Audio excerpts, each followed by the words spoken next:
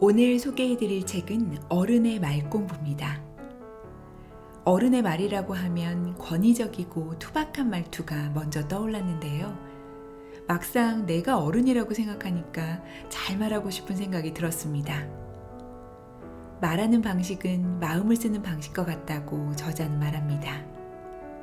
계속 우리가 쓰던 표현이나 말투가 지금은 상대방에게 불편하고 무례하게 전달될 수 있습니다. 이제는 시대의 흐름에 맞춰 다른 사람들을 배려하는 말하기가 필요할 때입니다. 그럼 지금부터 이 책에서 말하는 어른의 말하기에 대해 살펴볼까요?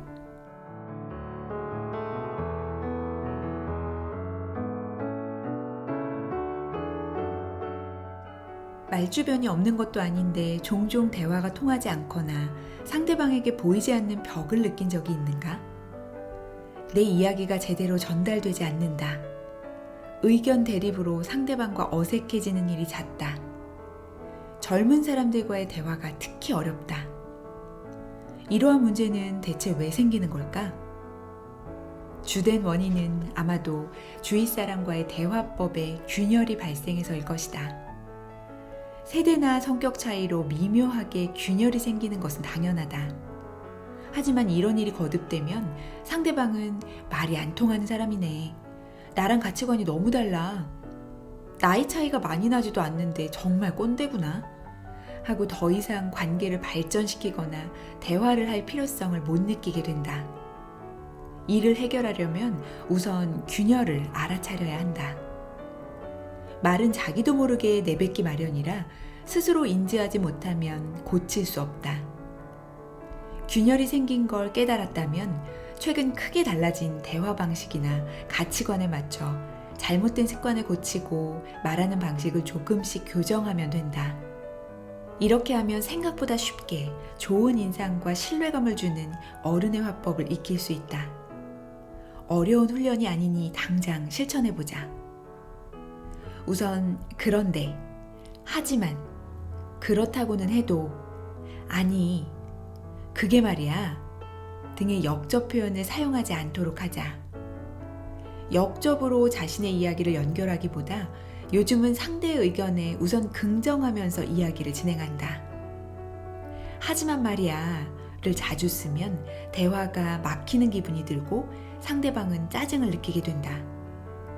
그 중에는 상대방의 이야기에 동의하는 경우라도 습관적으로 그렇긴 한데 내 생각은 다르지만 어쩔 수 없지 하고 불필요하게 부정적인 단어나 표현을 습관처럼 사용하는 사람도 있다. 원활한 대화를 가로막는 표현은 최대한 생략하고 긍정적이고 공감을 표하는 방식으로 대화를 이어가 보자. 그렇게 할 수밖에 없지 라고 말하는 것보다 그래, 그렇게 하자 라고 말하는 편이 훨씬 긍정적인 인상을 준다. 물론 그렇게 말하면 내 의견을 제대로 전하지 못하는 게 아닌가 하고 생각할지도 모른다. 하지만 실제로 대화에 적용해보면 자신의 의견을 전달하는 데 큰 영향을 주지 않는다는 것을 알게 될 것이다. 사실 대화는 과연, 그렇군요 라는 표현만으로도 순조롭게 이어진다. 상대의 의견에 그렇지 않다고 느껴도 일단 그렇군요 하고 동의해보자. 자신의 의견을 말하고 싶을 때도 과연 그렇군요 하고 상대의 의견에 충분히 공감하고 이해했음을 표현하는 것이다.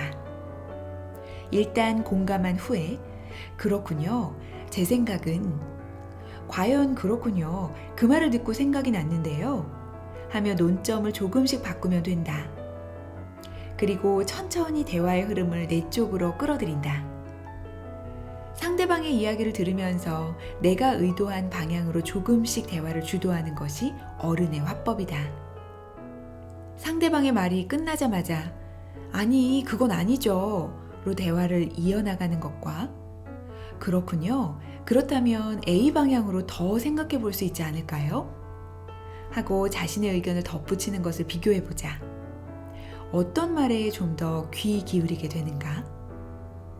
상대방의 이야기에 긍정한 후 말을 시작하면 상대방은 자신의 이야기를 공감해 줬기에 대화에 제동을 건다는 느낌을 받지 않는다. 결과적으로 상대방도 부정적인 인상 없이 내 의견을 듣게 되므로 대화는 자연스럽게 내가 의도하는 방향으로 흘러가게 된다. 상대방의 의견에 반대하지 않고 대화의 흐름을 유지하면서 내 쪽으로 이야기의 방향을 바꾸는 것. 대화를 할 때 이러한 흐름의 감각을 아는 것은 매우 중요하다. 이는 합기도를 할 때와 유사하다. 합기도에서는 상대방이 나에게 힘을 가했을 때 상대의 힘을 정면으로 받아치는 게 아니라 둥글게 받아 넘기는 기술이 중요하다. 테니스나 탁구에서도 공을 받는 것은 공을 치는 것과 같은 행위라고 한다. 대화도 이와 비슷하다. 이야기하는 것과 듣는 것은 전혀 다른 행위 같아도 동일한 경우가 많다. 상대방의 말을 잘 받아서 둥글게 던져준다면 결국 자신의 이야기를 하는 것과 같다.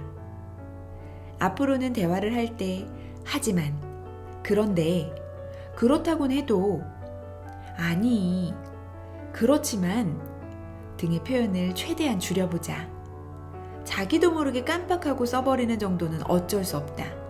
하지만 사용하지 않겠다고 마음먹으면 부정적인 표현을 훨씬 줄일 수 있다. 이 점이 중요하다. 몇 번만 해보면 대화가 좀 더 부드럽게 이어지는 것을 실감할 수 있을 것이다. 그리고 여기에서부터 굳이 강하게 말하지 않아도 자신의 말의 힘이 저절로 점점 강해지는 것을 느낄 수 있을 것이다. 부정적인 표현을 의식적으로 긍정적인 표현으로 바꿔 말하는 것은 품격 있는 어른의 말하기를 위한 좋은 방법이다. 예를 들어 업무를 하다 보면 함께 일하는 팀원에게 그런 것도 못해? 이래서야 일을 맡길 수 있겠어? 라고 말하고 싶은 생각이 치밀어 오를 때가 있다. 하지만 꾹 참고 절대 입 밖으로 내지 말자. 한 호흡 쉰 후에 이렇게 긍정적인 방향으로 바꾸어 말해보자. 이렇게 하면 더 잘 될 거야. 이런 것도 못해서야 앞으로 일을 맡길 수 있겠어? 라는 말에는 부정이 이중으로 들어가 있다. 과거에는 이런 식으로 상대방을 질타하는 것도 격려라고 여기기도 했다. 나는 그런 시절부터 인간은 부정적인 말과 긍정적인 말 중 어느 쪽을 들었을 때 더 성장할까? 라는 의문에 대학에서 강의를 하면서 여러 가지 실험을 해보았다. 결론적으로 시대가 바뀔수록 긍정적인 말을 들었을 때 의욕이 생긴다고 반응하는 학생이 많았다. 부정적인 말을 듣거나 혼날수록 더 위축되고 잘해보고자 하는 마음이 불타오르지 않는다. 마음이 여린 사람이 늘어난 것이다. 여기서 마음이 여리다는 표현을 마음이 쉽게 꺾인다는 뜻으로 받아들이지는 말자. 그것이야말로 부정적인 사고로 이어지는 지름길이다. 긍정적인 말이 환영받는 시대임을 직시하자는 것이다. 마음이 다치지 않도록 좀 더 긍정적으로 표현하려고 노력하는 것이 어른의 태도다. 구체적인 예를 들어보면 무뚝뚝한 사람에게 자신만의 생각이 분명한 타입이군. 남에게 억지로 잘 보이려고 하지 않는 사람이야 라고 바꾸어 말할 수 있다. 뻔뻔한 사람에게는 밀고 나가는 추진력은 따라갈 수가 없어. 협상에 아주 능해 하고 긍정적으로 바꿀 수 있다. 구체적인 예를 들면 무뚝뚝한 사람에게 자신만의 생각이 분명한 타입이군. 남들에게 억지로 잘 보이려고 하지는 않는 사람이야 라고 바꾸어 말할 수 있다. 뻔뻔한 사람에게는 밀고 나가는 추진력은 따라갈 수가 없어. 협상에 아주 능해 하고 긍정적으로 바꿀 수 있다. 언제나 긍정적인 태도로 말하려고 노력해야 한다. 이외에도 인터넷에서 검색하면 부정적인 단어를 긍정적으로 바꿀 수 있는 다양한 표현들을 찾을 수 있다. 말은 하기 나름이다. 긍정적인 화법을 빨리 익히고 싶다면 칭찬을 하는 것이 가장 효과적이다. 어디 칭찬할 구석이 있어야 칭찬을 하지 라고 말하는 사람이 있는데 누구나 찾아보면 분명 칭찬거리가 있다. 아직 발견하지 못했을 뿐이다. 이제부터라도 상대방의 단점보다는 장점을 찾는 습관을 가져보자. 나는 학생들에게 일주일 동안 주위 사람들 칭찬하기 라는 과제를 낸 적이 있다. 이 과제를 통해 관계가 좋아졌다는 이야기가 지속적으로 나왔다. 아르바이트를 함께하는 선배와 동료들을 은근슬쩍 칭찬했더니 일주일 만에 서먹했던 관계가 매우 좋아졌다. 여동생의 행동에 대해 매일 칭찬했더니 나에게 과자를 나눠주기 시작했다. 이런 적은 처음이다. 등 효과가 다양했다. 칭찬은 상대방에 대한 평가의 중심을 마이너스에서 플러스로 바꾸는 일이다. 상대를 바라보는 관점을 조금만 바꿔도 효과가 바로 나타난다. 강의 시간에도 학생들에게 서로 칭찬하기를 시킨 적이 있다. 먼저 4명씩 팀을 짠다. 4명 중 1명에게 서예, 그림 그리기 등 자신이 못한다고 생각하는 것을 시킨다. 나머지 3명이 이를 지켜보며 못한다고 하더니 전혀 그렇지 않잖아. 굉장히 잘하고 있어. 하고 칭찬을 하는 식이다. 이렇게 순서대로 돌아가면서 서로 칭찬하자 학생들 전원이 매우 기분이 좋았다고 소감을 말했다. 강의를 마무리하면서는 칭찬을 적절하게 한 사람에게 투표해서 칭찬 고수를 뽑도록 했다. 칭찬 고수로 선정된 학생은 자신의 칭찬을 좋게 평가해줘 감동했다고 즐거워했다. 강의를 마친 후 학생들과 엘리베이터를 함께 탔는데 강의가 어땠냐고 물어보니 매우 도움이 되었다. 지금은 이 엘리베이터조차 칭찬할 수 있을 정도라며 웃었다. 중학교 교사인 제자 A에게 이런 이야기를 들은 적도 있다. 성적도 좋지 않고 글씨도 잘 못 쓰는 학생이 있었다. 어느 날 A는 서예 시간에 그 학생이 쓴 글씨의 한 부분을 보고 반 학생들 앞에서 이 피치맥은 굉장히 멋지구나. 다들 한번 이 글씨를 따라해 보렴 하고 칭찬했다. 그러자 그 학생의 서예 실력이 놀랄 만큼 빨리 향상되었다. 칭찬에 힘입어 서예 학원을 다니기 시작했고 성격도 긍정적으로 바뀌었다고 한다. 이렇듯 칭찬은 화분에 심은 식물에 햇볕을 쬐어주는 일과 같다.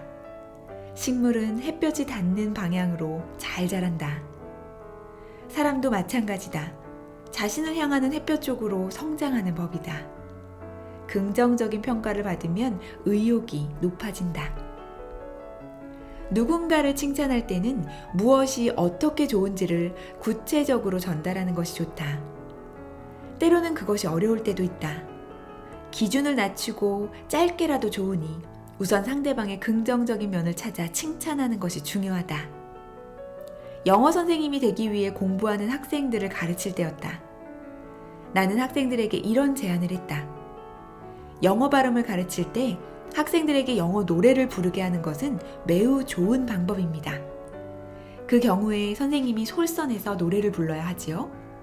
다음 주에 1명씩 돌아가며 영어 노래를 부르도록 할 테니 준비해 오세요. 그러자 학생들은 싫다, 창피하다며 난리가 났다. 나는 학생들을 진정시키며 이렇게 말했다. 노래를 하라는 것만으로도 스트레스를 받는군요. 그러니 듣는 사람은 얼마나 재밌겠어요. 즐겁게 창피한 모습을 보여주세요. 다음 강의 시간에 나는 학생들에게 예고한 대로 돌아가며 노래를 하게 했다. 강의를 마무리하며 소감을 물으니 의외의 반응이 쏟아졌다. 모두 입을 모아 듣는 사람들이 즐겁고 편하게 들으니 스트레스 없이 노래했어요. 막상 노래를 해보니 기분이 더 좋아졌어요. 라고 하지 않겠는가? 심지어 노래를 더 하고 싶다고 해서 강의 시간마다 학생들이 자발적으로 노래를 부르기도 했다. 칭찬을 할수록 학생들의 노래 실력이 놀랄 만큼 향상되었다.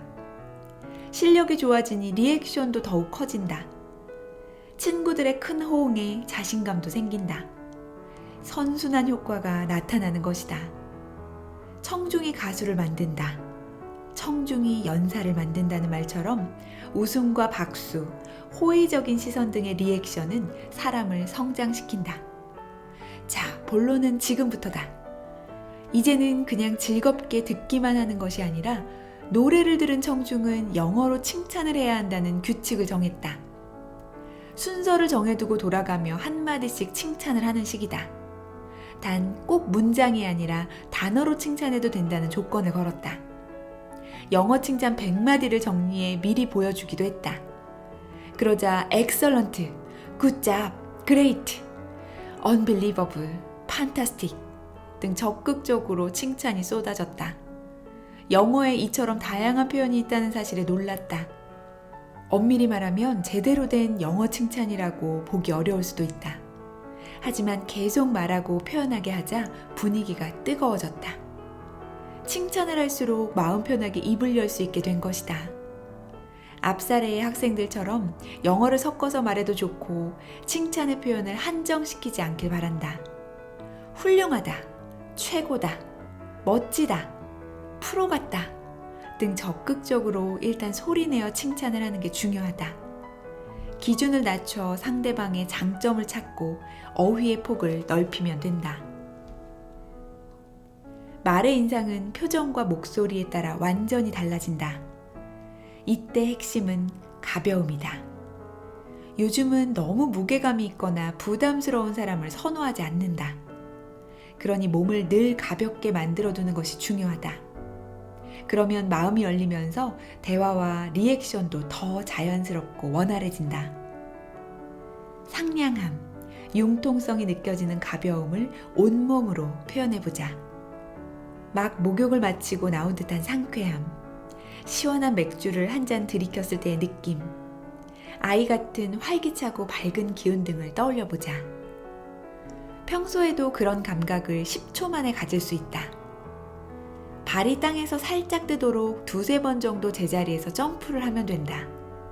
나는 신체 기법을 전공하기도 해 몸을 가볍고 부드럽게 만드는 방법을 연구하고 실천해왔다. 그 중에서 가장 간단한 방법이 살짝 점프해 몸을 흔드는 일이다. 후후 하고 숨을 내뱉으면서 점프를 하면 산소도 들이마시게 되니 몸에 활력이 생긴다. 표정이 확연히 밝아지고 목소리도 경쾌해진다. 주요 거래처를 방문하기 전 혹은 중요한 미팅이나 수업을 하러 교실에 들어가기 전에 한번 시도해보자. 그러면 상대방의 얼굴을 보자마자 아, 안녕하세요 하고 자연스레 밝은 표정이 지어질 것이다. 과거에는 다소 차갑고 어두운 인상이어도 진중한 사람, 차분한 사람이라며 호의적으로 평가하기도 했다. 하지만 요즘은 무뚝뚝하다거나 느낌이 별로라는 이야기를 듣는다. 사회성이 떨어지는 것처럼 보이기 때문이다. 지금은 표정과 목소리의 경쾌함을 중시하는 시대다. 영화배우처럼 중후함이 멋지게 드러나는 사람이라면 말이 없든 무뚝뚝하든 모두에게 통한다. 하지만 보통 사람이 영화배우처럼 분위기를 잡으려고 하면 부담스러울 뿐이다. 전국 고등학교 야구 선수권 대회를 본 적이 있는가? 예전보다 선수들의 표정이 매우 밝아졌다. 실수를 해도 괜찮다며 서로 웃어준다. 그런 밝은 팀이 전력도 강한 경우가 많다. 물론 실수를 해도 실실 웃기만 할 뿐 책임감도 반성도 없는 팀은 예선을 통과하지 못한다. 그러니 전국 야구 선수권 대회까지 와서 밝게 웃는 선수들은 책임감도 있고 자신의 실수에 대해 충분히 반성하는 선수들이라 볼 수 있다. 물론 이들도 실수를 한다. 그럴 때마다 침울해한다면 계속해서 실수를 반복하게 된다. 실수를 했을 때 당장 반성을 요구하기보다는 지금 한 실수는 마음에 담아두지 말고 다음 경기에 더 집중하자 하고 격려하는 편이 더 낫다. 즐거운 기분으로 경기에 임해야 경기력도 향상되고 경기에 집중할 수 있다. 가벼움이란 시도 때도 없이 수다를 떠는 경박함과는 다르다. 경박한 사람은 신뢰도 떨어지고 성가시게 여길 뿐이다. 기본적으로 늘 기분 좋은 상태를 유지하는 것, 문제가 있어도 긍정적인 태도로 대처하는 것, 그것이 어른에게 진정으로 필요한 가벼움이다. 나는 2005년에 좋은 기분의 예의라는 책을 냈고 2018년에는 기분 나쁜 상태는 죄라는 다소 과격한 제목의 책을 냈다. 이 역시 시대의 흐름이었다고 생각한다. 1980년대 말까지는 권위적이고 굳은 표정과 태도의 사람도 상사가 될 수 있었다. 직원들이 상사의 말에 순순히 따라주었기 때문에 특별한 문제 없이 관계가 유지되었을 것이다. 이렇듯 과거에는 리더의 태도를 크게 문제 삼지 않았다. 심지어 잘난 사람들은 원래 과묵한 법이라고 여기는 분위기마저 있었다. 하지만 점차 권위적이고 가부장적인 상사나 부모에게 맞춰주는 일이 무의미하다고 느끼게 되었다. 기분이 좋지 않은 상태에 대한 허용도가 낮아진 셈이다. 그래서 나는 좋은 기분의 예의라는 책을 냈다. 이후 시대는 더욱 급변했다. 기분 좋은 상태가 당연한 것이라고 여기게 되었고, 살짝이라도 불쾌해 보이는 표정이나 행동을 하면 갑질이라는 평을 듣게 되었다. 이에 나는 기분 나쁜 상태는 죄라는 책을 통해 강도를 높였다. 과거에는 회사에서 실수를 한 직원에게 뭐 하는 거야? 머리는 폼으로 달고 다녀? 라고 소리를 질러도 갑질이라는 소리를 듣지 않았다. 반면 지금은 모두가 있는 자리에서 강하게 질책하지 않는다. 아이고 저런 또 실수했군 정도의 언급을 한 후 기운내 하고 격려하는 시기다. 최근 들어서는 여기에 더 나아가 실수에 초점을 맞추기보다 자, 어떻게 하면 좋을까? 하고 해결안을 찾는 쪽으로 빨리 넘어가는 분위기다. 실수를 두고 왈가왈부할 시간이 있다면 재빨리 해결책을 찾아내는데 시간을 더 쓰자는 시기다. 문제야말로 기회라며 기분 좋게 아이디어 회의로 돌입한다. 그것이 예의가 되었다. 그렇게 가볍게 대응해도 돼? 싶은 정도면 딱 좋다. 어떤 상황에서든 기분 좋은 태도를 유지하는 사람이 있으면 팀의 밝은 추진력이 형성된다. 가볍지도 무겁지도 않은 보통이면 되지 않느냐고 말하는 사람도 있을 것이다. 하지만 나는 보통으로 잘하고 있다고 생각하는 사람일수록 주위 평판이 좋지 않다는 사실에 주의하자. 왜일까? 기분 좋게 말하고 행동하는 사람이 많아지면서 기준이 높아졌다. 보통이라고 여기던 태도가 수준 이하로 떨어진 것이다. 보통이 나쁘다는 이야기가 아니다. 보통만으로 일정 수준에 도달했다고 여기는 태도가 문제인 것이다. 보통으로 잘하고 있다고 생각하는 사람은 보통이면 된다고 여긴 시점에서 이미 수준 이하로 떨어졌다고 여기는 편이 좋을지도 모른다. 어떤 질문에든 구체적으로 답하는 것이 중요하다. 아니, 잘 몰라요. 라는 식의 불친절한 대답은 하지 말자. 예를 들어, 요즘 추천할 만한 식당이 있어요? 라는 질문에 딱히 떠오르지 않네요. 하고 쌀쌀맞게 대답한다면 좋은 인상을 남길 리 없다. 무엇이든 좋으니 구체적으로 대답하자. 주머니 사정이 여유롭지 않은 상대방의 물음에 고급 식당밖에 떠오르지 않는다면 조금 비싸기는 하지만 A 가게가 생각나네요. 하고 대답하는 것이다. 혹은 미식가인 상대방에게 대중 음식점밖에 모를 때라도 대중적인 맛이라서 별로라고 느끼는 분도 계시겠지만 저는 B 가게를 추천하고 싶어요. 하고 대답하면 참고가 될 수 있다. 이렇듯 구체적으로 대답하는 것이 좋다. 누군가 당신에게 조언을 구했을 때는 더 단적으로 드러난다. 예를 들어 당신이 미국에서 유학한 적이 있는데 한 학생이 어디로 유학을 갈지 조언을 구했다. 이제 시대도 달라졌고 요즘 유학 정보는 잘 모르겠다는 것이 솔직한 심정일지라도 그런 대답으로 대화를 끝낸다면 불친절하다는 인상을 주고 만다. 상대방은 그냥 제가 인터넷으로 찾아볼게요. 하고 대답하며 당신에 대한 신뢰도 반감될 것이다. 이럴 때는 예를 들면 말이죠. 하고 천천히 말을 이어보자. 그러면 조금씩 기억이 되살아날 것이다. C대학 입시는 이렇고 그에 비해 D대학, E대학의 입시는 이런 것 같네요. 지역성도 있죠. 서부와 동부를 비교하면 서부는 이런 경향이 있다는 느낌을 받았거든요. 당시의 일이지만 말이에요. 상대방도 완벽한 대답을 기대하지는 않는다. 일단 최선을 다해서 답하는 태도가 인간관계를 원만하게 만든다. 사회학자인 노베르트 엘리아스는 자신의 저서 매너의 역사에서 문명화란 어떤 것인가, 매너가 좋아지는 역사다 라는 의미의 말을 했다. 시대를 거치면서 사람은 품격이 높아지고 점차 세련되어진다. 세련됨이란 부드럽게 말할 수 있는 것이라고 해도 되지 않을까? 가령 귀족들의 교류에서 갑자기 거칠게 말하면 품격이 떨어진다, 무례하다며 모두가 멀리하게 되는 것처럼 말이다. 예를 들어 1990년대 이전까지는 상사가 직원에게 아무렇지 않게 너라고 부르며 반말을 했다. 그렇지만 이제 그런 식의 호칭과 말투는 부당하다고 분위기가 형성되어 있다. 이전에는 당연하다고 여기며 사용했던 말을 무례하고 난폭하다고 느끼는 것이다. 이렇듯 시대가 요구하는 세련된 말을 의식적으로 골라서 하지 않으면 인간관계가 삐걱거린다. 말을 고르는 일은 좋은 관계를 형성하는 비결과도 같다. 이러한 변화에 대해서는 각자의 생각이 다를 것이다. 하지만 시대의 흐름은 바꿀 수 없다. 정중한 화법을 요구하는 시대에는 그렇게 대응해야만 한다. 시대의 분위기는 해마다 달라진다고 할 만큼 격변하고 있다.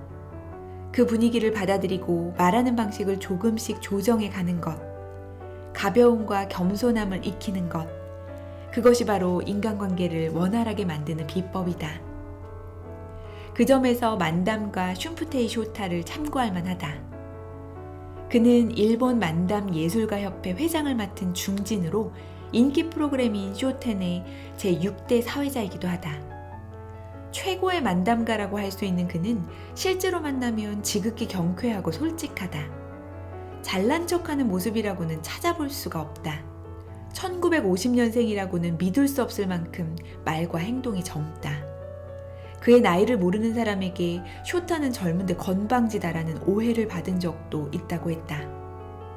겸허한 데다 다른 사람에게 압박을 주지 않기 때문에 함께 있으면 기분이 좋아진다. 그런 태도가 쇼텐을 부드럽고 따뜻한 프로그램으로 만드는 것이 아닐까 싶다.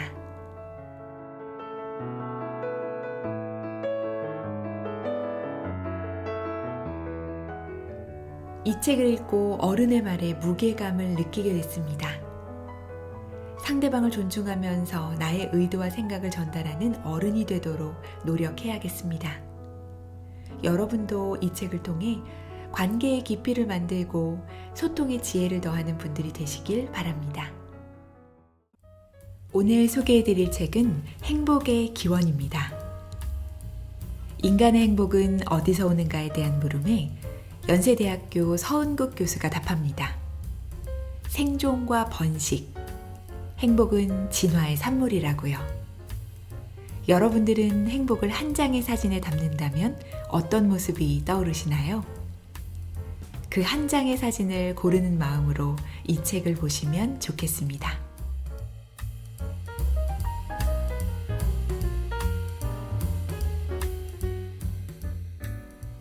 행복과 가장 관련 있는 특성을 외향성이라고 했다. 축구로 치자면 외향성은 개인기나 순발력 같은 선수 개인의 특성이다. 행복 지수는 외향적인 사람들이 높고 축구는 순발력 좋은 선수들이 잘한다. 그러나 우승컵을 들기 위해서는 좋은 선수가 있는 것만으로는 부족할 수 있다. 팀의 특성, 이를테면 감독의 지휘력이나 팀 분위기 같은 요인도 한몫한다. 축구의 팀 특성이 행복에 있어서는 문화라고 할 수 있다. 개인이 행복을 달성하기에 유리한 조건들을 갖춘 문화도 있고 그렇지 못한 문화도 있다. 가장 이상적인 그림은 행복한 기질을 가지고 행복감이 높은 문화에서 태어나는 것이지만 이것은 코가 더 오똑하면 좋겠다는 여자의 바람 같은 것이다. 아무튼 개인의 행복 수준은 외향성 같은 성격 특성과 깊은 관련이 있지만 그가 살고 있는 문화도 추가 요인으로 작용할 수 있다. 여기서는 우리나라의 문화적 특성과 행복의 관계를 살펴보고자 한다. 역시 사람이라는 단어가 중요하게 등장한다. 우선 문화라는 것을 잠깐 되짚어보자. 문화에 대한 여러 학문적 정의가 있지만 핵심적인 개념은 공유된 이해다. 생각, 가치, 규범이나 행동 방식에 대한 문화 구성원 간의 암묵적인 합의가 존재한다는 뜻이다. 그리고 이것을 바탕으로 어떤 상황에서 어떻게 행동하는 것이 옳고 자연스러운 것인가에 대한 공감대가 서로 구축된다. 예를 들어 남들과 식사하면서 맛있는 반찬을 혼자만 먹는 사람. 이런 기본적인 행위에 대한 평가는 문화를 막론하고 일관적이다. 비호감. 하지만 좀 더 복잡한 일들에 대한 해석이나 반응은 문화에 따라 상당히 다를 수 있다. 행복 연구에서 문화의 중요성을 나타내는 대표적 국가가 한국과 일본이다. 높은 경제 수준에 비해 이상할 정도로 행복도는 낮기 때문이다. 경제 수준이 떨어지는 여러 중남미 국가들보다 한국과 일본의 행복감이 낮다.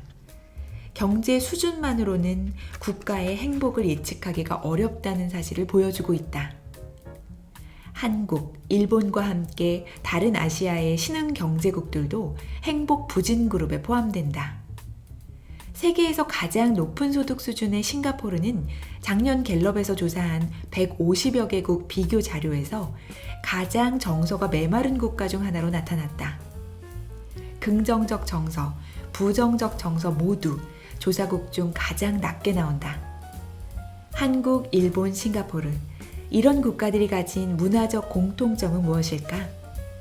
그리고 이 문화적 특성은 왜 개인의 행복감과 충돌하는 것일까? 학자들이 문화를 이해하기 위해 가장 널리 사용한 개념 중 하나는 개인주의와 집단주의다. 말 그대로 개인과 그가 속한 집단 간의 상호관계를 어떻게 보느냐가 핵심이다. 어떤 사회에서 살든 개인의 취향이나 계획들이 그가 속한 집단의 뜻과 한 번씩은 충돌하기 마련이다. 가령 나는 A와 결혼하고 싶은데 부모님의 선택은 B일 때, 주말에 그냥 찜질방에서 계란 까먹고 쉬고 싶은데 부장님에게 북한산 입구로 집결하라는 문자를 받을 때, 오마이갓. 이처럼 개인과 집단의 뜻이 정면 충돌할 때 누구의 손을 들어주느냐가 개인주의와 집단주의 문화의 핵심적인 차이다. 개인의 뜻대로 선택하고 표현하는 것이 당연하다고 생각하는 문화는 개인주의적 성향이 높은 것이다. 가령 미국이나 지단의 프랑스 같은 서구 유럽. 한편 집단이 개인에게 때로 과도한 요구를 하고 이를 수용하지 않는 사람은 철없고 이기적이라는 낙인이 찍히는 문화는 집단주의적 성향이 강한 것이다. 한국, 일본, 싱가포르 같은 아시아의 행복 부진 국가들이 대표적인 예다. 행복감을 예측하는 가장 중요한 문화적 특성은 개인주의다. 소득 수준이 높은 북미나 유럽 국가들의 행복감이 높은 이유도 사실은 상당 부분 돈 때문이 아니라 유복한 국가에서 피어나는 개인주의적 문화 덕분이다. 그래서 개인주의적 성향을 통계적으로 제거하면 국가 소득과 행복의 관계가 거의 소멸된다. 즉 개인주의는 국가의 경제 수준과 행복을 이어주는 일종의 접착제 역할을 한다. 역으로 이 접착제가 부족한 사회는 경제적 발전을 이룩해도 거기에 상응하는 행복감이 뒤따라오지 않은 경우가 있다. 한국과 일본이 그 예다. 그렇다면 개인주의 문화의 어떤 점이 개인의 행복 성취를 유리하게 만드는 것일까? 역으로 집단주의 문화의 부족한 점은 무엇일까? 우선 심리적 자유감이다. 자유감이란 사실 뭐 그리 대단한 것이 아니다. 그것은 남에게 피해를 주지 않는 선에서 내 인생을 내 맘대로 사는 것이다.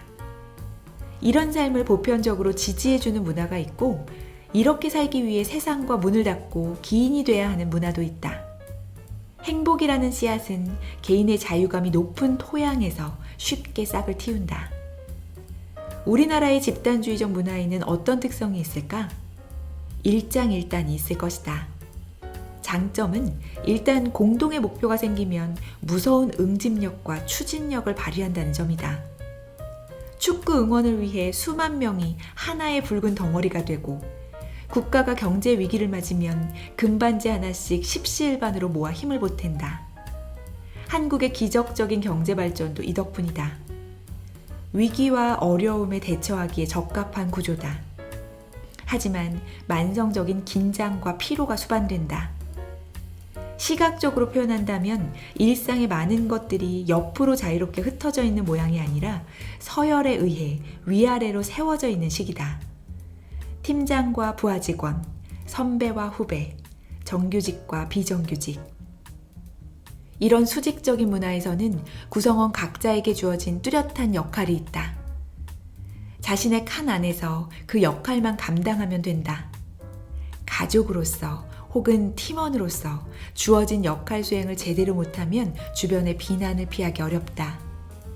그래서 나에 대한 다른 사람들의 평가에 민감해질 수밖에 없고, 이렇듯 타인 중심적인 생각은 행복 성취에 걸림돌이 되는 경우가 많다. 자, 이제 중요한 질문을 할 때가 왔다. 여태껏 사람이 행복의 가장 중요한 요소라고 설명했다. 우리가 살고 있는 집단주의 문화는 사람에 묻혀 사는 문화다. 그런데 왜 한국이나 일본 같은 초집단주의적 문화의 행복감은 오히려 예상치보다 낮을까? 언뜻 보면 모순이 있어 보인다. 하지만 차분히 생각해보면 모순이라기보다는 우리가 중요하다는 의미를 너무 단순하게 해석하기 때문이다. 중요한 것이 무조건 좋다는 뜻은 아니다.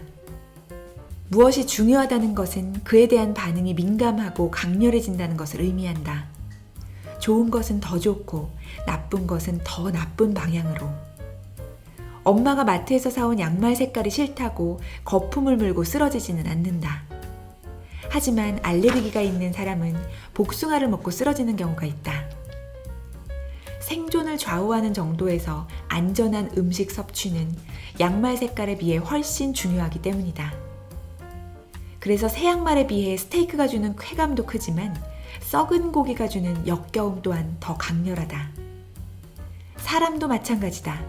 사람은 음식만큼 중요한 생존 자원이기에 이에 대한 감정적 반응 역시 강력하다. 그리고 음식과 마찬가지로 사람도 양날의 검과 같은 속성이 있다. 좋은 사람과 대화하고 놀고 손잡는 것만큼 순수한 즐거움을 주는 것도 없지만 역으로 사람만큼 스트레스와 불쾌감을 주는 자극도 없다. 나를 배척시키고 해를 가할 수 있는 위험한 존재 또한 사람이기 때문이다. 즉 사람은 가장 절대적인 행복의 원인이기도 하지만 동시에 불행의 원인이 될 수도 있다. 단순하게 표현한다면 타인은 나에게 단맛과 쓴맛을 모두 느끼게 하는 존재다. 행복의 결정적 열쇠를 쥐고 있는 사람과의 관계가 일상에서 주로 어떤 맛으로 나타나느냐는 매우 중요한 문제다.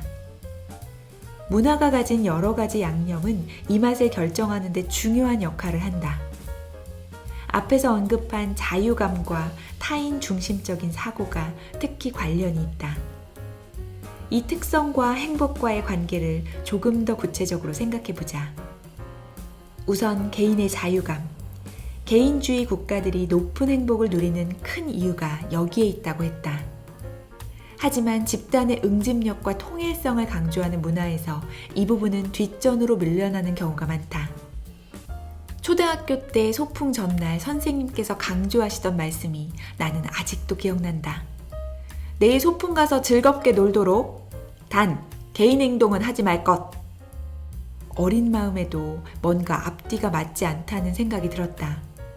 뭉치면 살고 흩어지면 죽는다는 말을 우리는 자주 들으며 산다. 위기에 대처하기에는 좋은 전략이지만 평소에는 뭉치면 피곤하고 흩어지면 자유로운 경우가 더 많다. 그러나 조직이 그 단단한 위계를 유지하고 일사천리로 일을 진행하기 위해서는 모두 하나가 되어 규격화된 행동을 해야 한다. 이 과정에서 개인의 다양한 취향, 가치와 감정들은 부수적인 것으로 전락하고 결과적으로 자유감은 뒷전으로 밀려나게 된다. 조직의 결속을 다지기 위해 개인사를 뒤로하고 회식에 참석해야 하며 회식 자리에서는 어떻게 행동하는 것이 맞고 틀린지가 이미 정해져 있다. 술이 턱까지 차올라도 먼저 집에 가는 것은 틀린 것이고 부장님이 8번째 앵콜곡을 부르겠다고 주책을 부려도 환호하는 것은 맞는 것이다. 이런 모습은 회식 문화에 그치지 않는다. 매사에 무엇이 맞고 틀린지에 대한 정답이 정해져 있다. 수년 전 한 신문사에서 한국인의 삶을 함축하는 내용의 수필을 공모한 적이 있다. 최우수상을 받은 수필의 제목은 시험이었다. 이렇게 우리는 평생 정답을 찾는 사회에서 살아왔다. 그러다 보니 하나로 수렴되는 생각을 하는데 익숙해지고 정답에서 벗어난 가치와 행동에 대해서는 불안감을 느낀다. 오죽하면 이적이라는 가수는 왼손잡이의 서러움을 담은 노래를 만들어 불렀을까? 엄살이 아니다. 실제로 집단주의적 성향이 강한 사회일수록 왼손잡이의 비율이 낮다. 부모들이 왼손잡이 아이들을 후천적 오른손잡이로 바꿔놓기 때문이다. 이런 획일적인 사고는 행복에 큰 타격을 준다. 마치 행복에도 정답이 있고 이는 몇 개의 잣대로 압축된다는 생각을 하게 만든다. 좋은 대학 간판, 대기업 명함, 높은 연봉. 이런 조건들을 갖추지 못한 인생은 왠지 행복 시험에서 낙제한 것 같은, 그래서 불행한 삶이라는 좌절감을 느끼게 한다. 우리 문화의 이런 획일적인 사고는 개인의 자유감을 저하시키고 더 나아가 행복에 부정적 영향을 줄 수 있다. 그렇지만 문화적 분위기가 심리적 자유감을 모두 박탈하는 것은 아니다. 보다 결정적인 것은 다른 사람들의 평가나 시선에 얼마나 신경을 쓰며 사느냐다. 물론 사회의 일원으로 살며 타인의 평가와 의견을 경청하고 존중하는 자세는 필요하다. 하지만 그것이 내 인생의 유일한 나침반이 되면 문제가 발생하기 시작한다. 내 스스로 느끼고 생각하는 것보다 그에 대한 타인의 반응이 더 중요해진다. 그러다 보면 어느새 삶을 경험하기 위해 사는 것이 아니라 남에게 좋은 평가를 받기 위해 살게 된다. 올림픽 메달을 딴 한국 선수들이 기자회견을 마무리할 때 흔히 덧붙이는 말이 있다. 열심히 할 테니 지켜봐 주세요. 연예인들이 결혼 발표를 할 때도 비슷한 말을 한다. 예쁘게 잘 살 테니 지켜봐 달라고. 한국 사람이라면 이 전형적인 멘트에 담긴 정서를 전적으로 이해할 것이다. 하지만 뭔가 순서가 바뀌었다는 생각이 들 때가 있다. 내가 운동을 하고 결혼 생활을 하는 것은 남들로부터 좋은 평가를 받기 위해서가 아니다. 내가 하고 싶어서 나를 위해서 운동도 결혼도 하는 것이다. 물론이지 라고 동의하면서도 우리는 늘 나를 지켜보는 타인의 시선을 의식한다. 그래서 그들에게 나의 경험을 어떤 방식으로든 보여주고 싶어 하고 그들로부터 좋다는 승인을 받아야 속이 개운해진다. 파스타를 먹기 전에 로키 산맥의 장관 앞에서 우리가 꼭 치르는 의식이 있다. 바로 사진 찍기.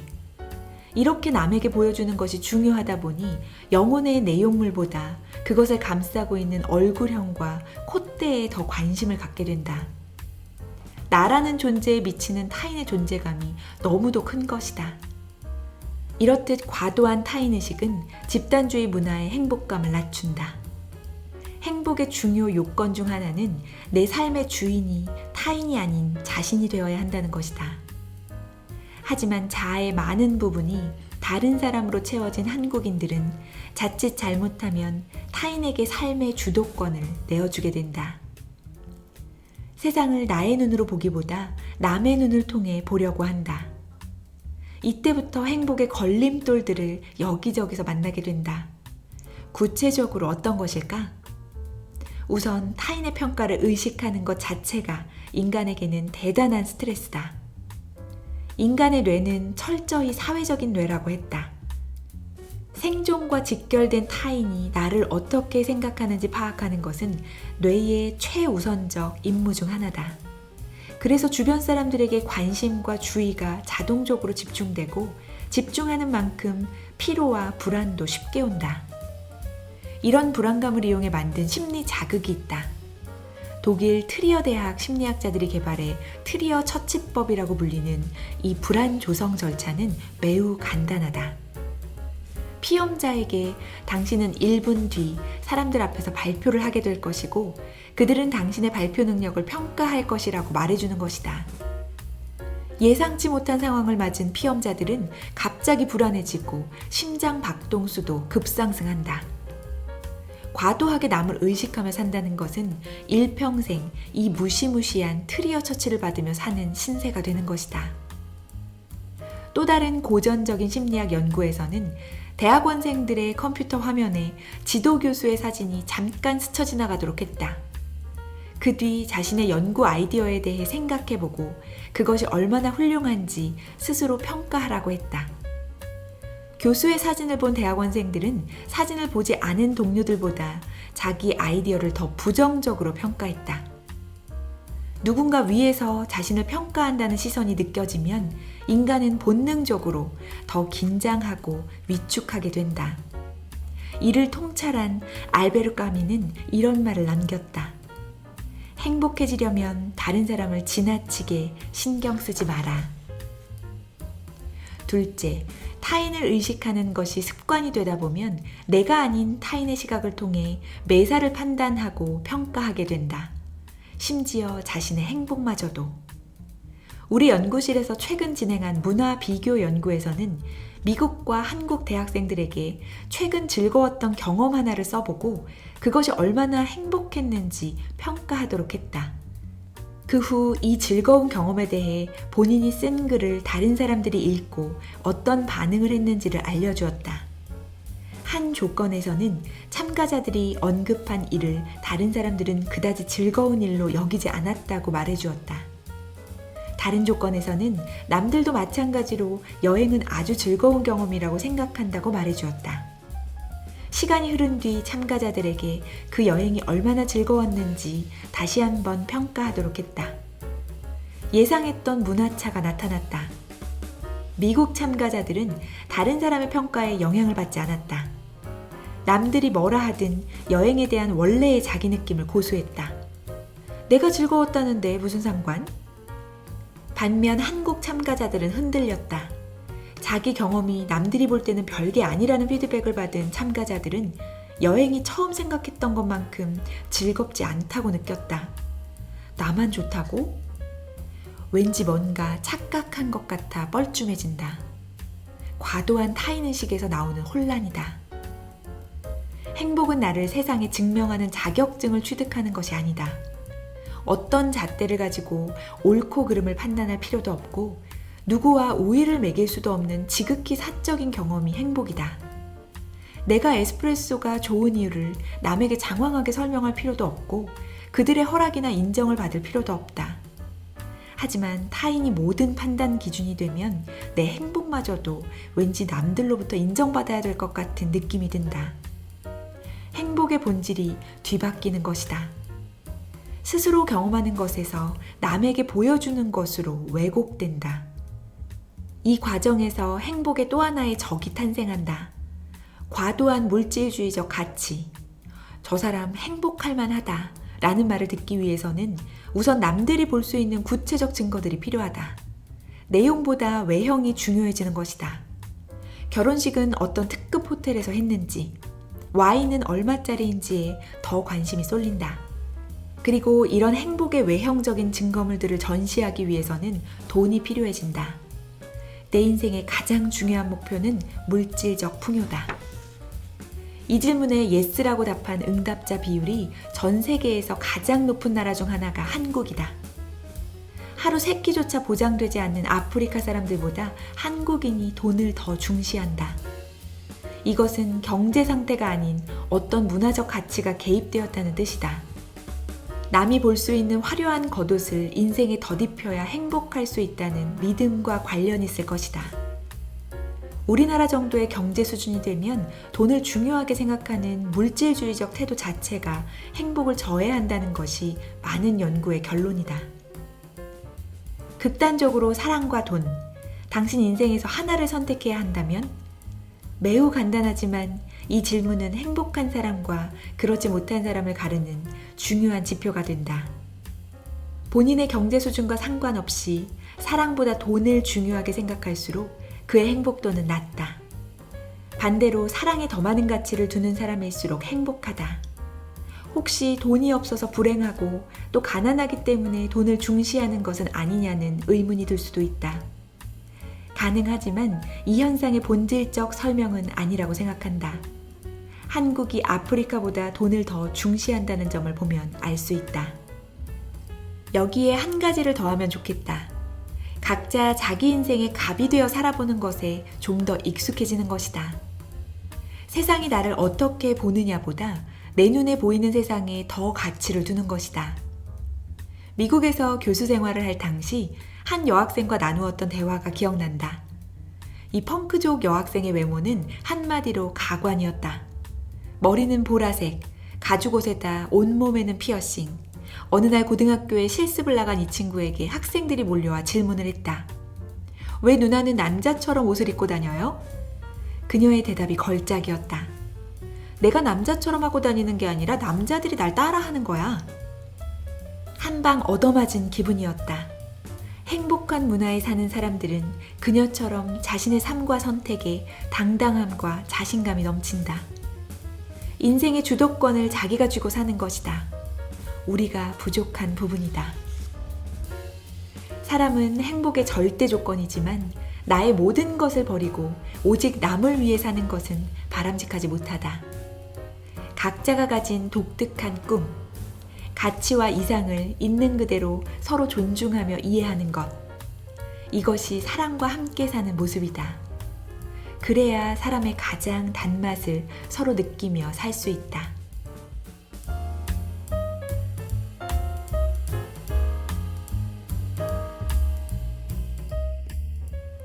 행복은 거창한 것이 아닙니다. 지금까지의 다양한 연구 결과들을 모아보면 행복한 모습으로 좋아하는 사람과 함께 음식을 먹는 장면을 꼽을 수 있습니다. 모든 껍데기를 벗겨내면 행복은 결국 이 한 장의 사진으로 요약됩니다. 행복과 불행은 이 사진이 가득한 인생 대 그렇지 않은 인생의 차이입니다. 여러분은 행복을 담은 사진을 찾으셨나요? 사소한 일에도 흔들리고 부서지는 당신에게 필요한 마음의 기술. 오늘의 책은 유리멘탈을 위한 심리책입니다.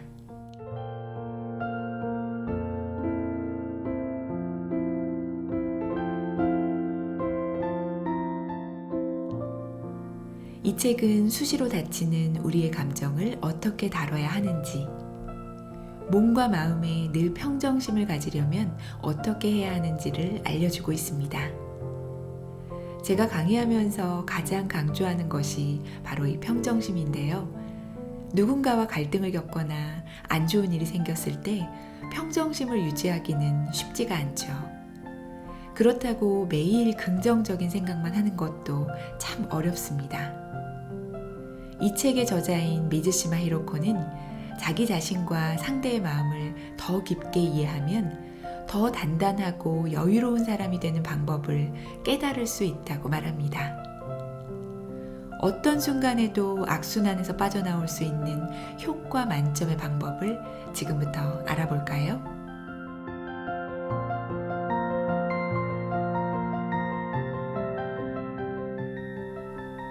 다른 사람 때문에 마음이 힘들면 어떻게 하나요? 이렇게 물으면 대부분의 사람들은 제일 먼저 참는다 라고 말합니다. 하지만 그것은 최악의 선택입니다.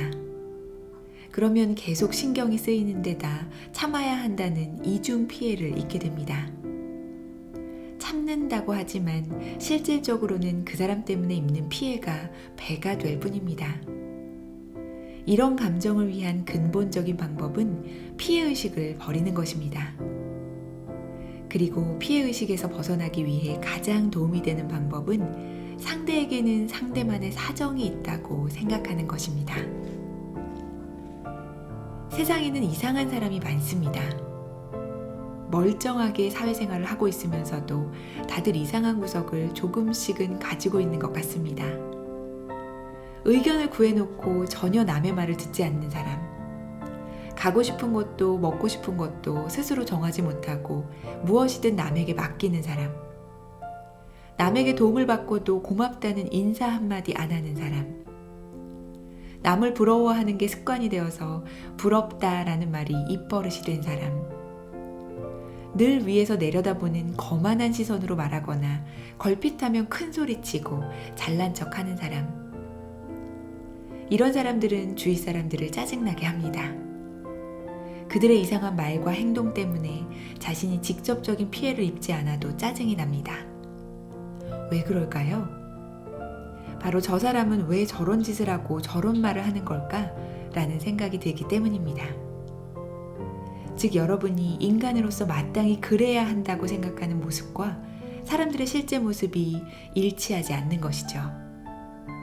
이것은 뜻대로 되지 않는 또 다른 어려운 상황이라고 할 수 있습니다. 이렇게 자신이 이해할 수 없는 사람들 때문에 쉽게 기분이 흐트러질 때는 어떻게 해야 할까요?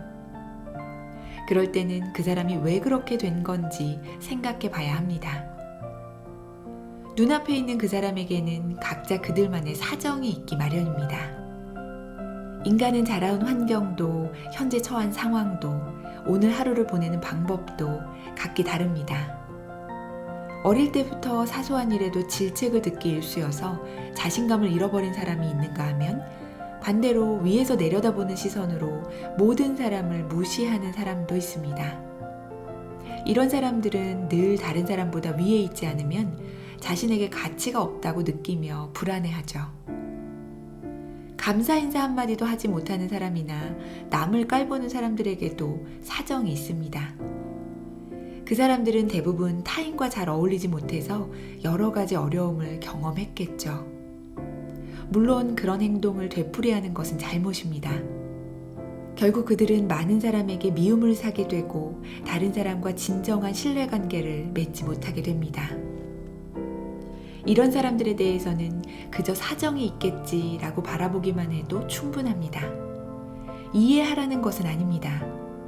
그들로 인해 내가 피해를 입은 게 아니라 그저 눈앞에 사정이 있는 사람이 있을 뿐이라고 관점만 달리 하자는 것입니다.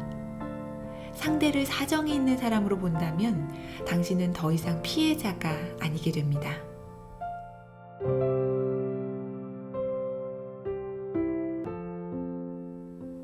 상대를 사정이 있는 사람으로만 봐도 짜증이 상당히 줄어드는 이유는 자신의 의사를 분명히 말할 수 있게 되기 때문입니다. 피해자에게는 자신의 의사와 주체성이 없습니다.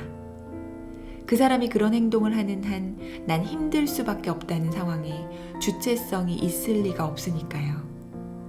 즉 상대를 사정이 있는 사람으로 바라보며 자신의 의견을 가지게 되는 것 자체가 주체적이라고 할 수 있습니다.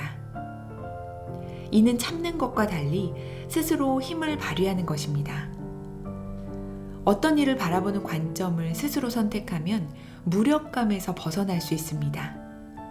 관점을 스스로 선택한다라는 발상을 잘만 응용하면 무의식 중에 피해의식을 갖게 되는 상황을 막을 수 있게 되죠.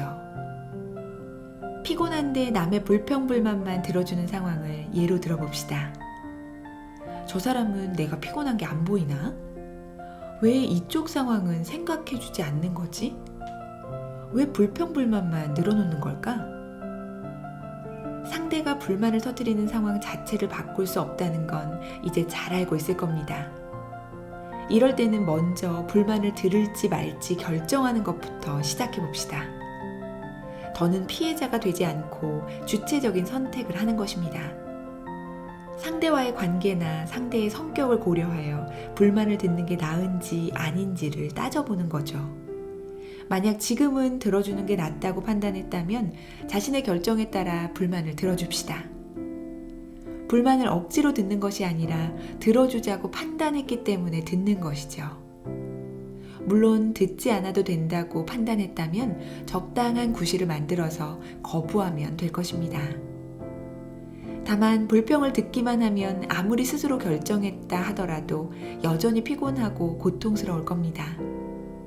그럴 때는 스트레스를 받지 않고 듣는 방법이 있습니다. 바로 지금에 집중하면서 듣는 것입니다. 상대의 이야기를 듣는 동안 우리의 머릿속에는 왜 저런 말을 하는 걸까? 대체 나는 언제까지 저 사람이 하는 말을 들어야 하는 걸까? 같은 생각이 떠오릅니다. 그러나 이렇게 생각하면서 상대가 하는 말을 들으면 아주 피곤해집니다. 주체적인 선택으로 더 이상 피해자는 아닐 수 있게 되었지만 피곤하고 스트레스 받는 것은 피하기 힘들죠. 그러니 그런 생각이 들면 일단 무시하고 신경 쓰지 않는 것이 상책입니다. 그리고 다시 상대의 말에 집중하면 마음이 훨씬 편해집니다. 상대가 하는 말을 평가하지 말고 그냥 있는 그대로 듣는 것입니다. 그러면 불만으로 느껴지던 것이 이 사람도 나름대로 애쓰면서 열심히 살았구나 라는 따뜻한 느낌으로 바뀌게 될 것입니다. 무신경한 상대에게 신경 써봤자 나만 손해야 라고 생각하며 사람에게 받은 스트레스를 떨쳐버리려 한 적이 있나요? 하지만 이런 생각은 당신이 여전히 피해의식에 빠져 있다는 증거입니다. 상대가 무신경하든 어떻든 스트레스를 받지 않고 사는 법을 주체적으로 선택하는 것이 중요합니다. 가령 다른 사람의 일을 억지로 떠맡게 되면 원래 내 일이 아닌데, 예정에 없던 일인데 라며 끊임없이 손해보는 기분이 듭니다. 그러다 엎친 데 덮친 격으로 일이 잘 안 풀리면 기분이 점점 더 나빠지죠. 이런 기분에만 매몰되어 있으면 상황은 상황대로 나빠지고 나와 상대의 감정만 악화됩니다. 그럴 때도 피해자가 되지 않도록 주체적으로 선택하는 것부터 시작합시다. 일단은 그 일을 맡아서 할지 말지부터 따져보는 겁니다. 물론 맡고 싶지 않은 것이 자연스러운 반응이겠죠. 하지만 직장에서의 입장 등 전체적인 상황을 충분히 고려해서 판단해야 합니다. 일반적으로 주체적인 판단이라고 하면 단호한 아니요를 떠올리는데 꼭 그렇지만은 않습니다. 지금까지의 관계나 앞으로의 일을 포함한 전체적인 상황을 고려하여 조직에서 모나게 굴지 않겠다는 선택, 논란을 일으키지 않겠다는 선택도 충분히 가능합니다. 만약 더 이상 일을 맡기 힘들다면 모나게 굴지 않는다는 선택보다는 자기 자신의 건강을 우선한 선택을 할 수 있겠지요. 꼭 명심하세요. 모나지 않게 지내는 삶을 우선하는 것은 조금도 이상하지 않은 선택입니다. 자신이 일하는 환경을 긴장감이 감도는 곳으로 만들고 싶지 않은 것이 사람의 마음이기 때문입니다. 한번 맡아서 하기로 정했으면 가장 스트레스 받지 않는 방법을 찾아서 일하도록 합시다. 바로 눈앞의 일에 집중함으로써 말이죠. 즉 여기에서도 키워드는 지금인 셈입니다. 억지로 맡은 일이라고 생각하면 지금에 집중하지 못합니다. 왜 내가 이 일을 해야 하는 거야? 라는 시선으로 일을 보기 때문입니다. 억지로 맡은 일이 아니라 스스로 맡은 일로 바라봐야 눈앞의 일에 집중할 수 있고 스트레스도 받지 않습니다. 여기까지 읽었는데도 왜 내가 그렇게까지 하지 않으면 안 되는 거야? 라며 의문을 느끼는 독자가 있겠죠. 거듭 말하지만 중요한 것은 얼마나 스트레스를 줄이고 기분 좋게 지내느냐입니다. 그 일이 원래 누가 할 일이었는지는 중요하지 않습니다. 직장에서 모나지 않게 지내려고 맡은 일을 집중적으로 처리한 뒤 웃는 얼굴로 수고하셨습니다 라는 인사와 함께 퇴근하는 나. 생각만 해도 마음이 편안해집니다. 일을 억지로 맡아서 하는 사람이 아닌 주체적인 존재로서 느끼는 편안함.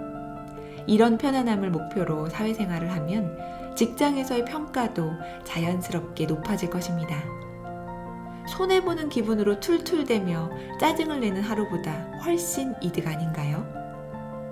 이외에도 자신이 꼼짝없이 당하고 있다는 느낌이 강해질 때도 피해의식에서 벗어나야 할 때입니다. 인생 전체를 당하는 느낌으로 살면 스트레스를 받을 뿐더러 그 시간이 너무 아깝습니다. 물론 회사에 갓 들어갔거나 쉴 틈 없이 공부하고 배워야 하는 학생 신세일 때는 뜻대로 되지 않을 때가 많을 겁니다. 자유시간이 없어서 실제로 온신이 자유롭지 못하겠죠.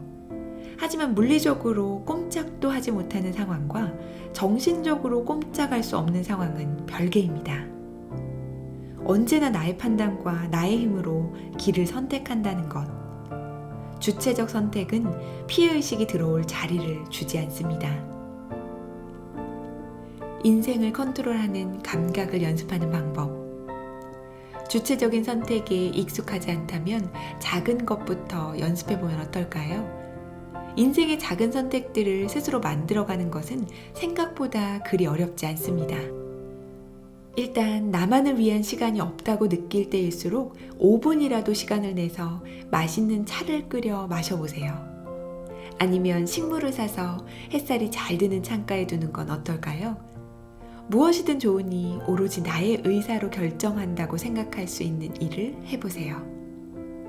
차 한 잔 마실 여유조차 없다고 느낄 때는 신발을 가지런히 정리해보는 것을 추천합니다. 벗은 신발을 남이 보든 안 보든 가지런히 정렬해 놓는 겁니다. 신발 정리는 단 몇 초면 할 수 있습니다. 아무렇게나 벗어놓은 신발을 그대로 두면 어수선한 신발들을 볼 때마다 신발을 정리할 시간조차 없어 라며 스트레스를 받습니다. 이때 신발을 가지런히 정리하는 일은 인생을 컨트롤하는 감각을 되찾는 첫걸음이 됩니다. 이렇게 작은 여유를 갖는 마음은 매일을 즐기는 큰 힘이 됩니다. 자기 자신을 운명의 피해자에서 인생을 선택해서 사는 사람으로 탈바꿈하는 효과가 있는 것입니다.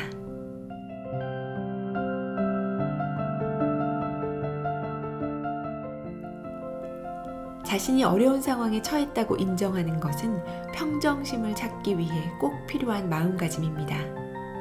이렇게 심한 일을 겪었으니 힘든 것이 당연하다고 기분을 긍정하면 피해를 최소한으로 막을 수 있습니다. 하지만 이러한 마음가짐과 피해의식을 계속 갖고 있는 것은 별개의 문제입니다.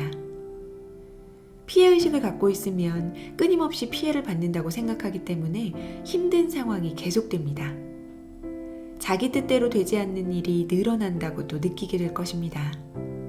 왜 나한테만 이런 일이 생기는 걸까? 라고 궁금해지기 시작했다면 그건 피해의식 때문에 객관적인 판단력조차 흐려졌다는 징조이기 때문에 조심해야 하지요. 상사가 똑같은 말을 반복하며 장황하게 연설을 늘어놓는 경우를 생각해 봅시다. 당신은 다 알고 있는 이야기를 꾸역꾸역 들으며 시간을 빼앗기는 피해를 입게 됩니다. 그때 이 사람은 대체 왜 이러는 걸까? 라고 생각하면 피해의식에서 벗어나지 못합니다. 상사가 태도를 바꾸지 않는 한 자신의 피해의식을 버릴 수 없는 상황. 누구나 이런 상황에서는 무력감을 느끼게 됩니다. 고작 상사 하나 때문에 계속 짜증을 내야 하다니 생각만 해도 싫습니다.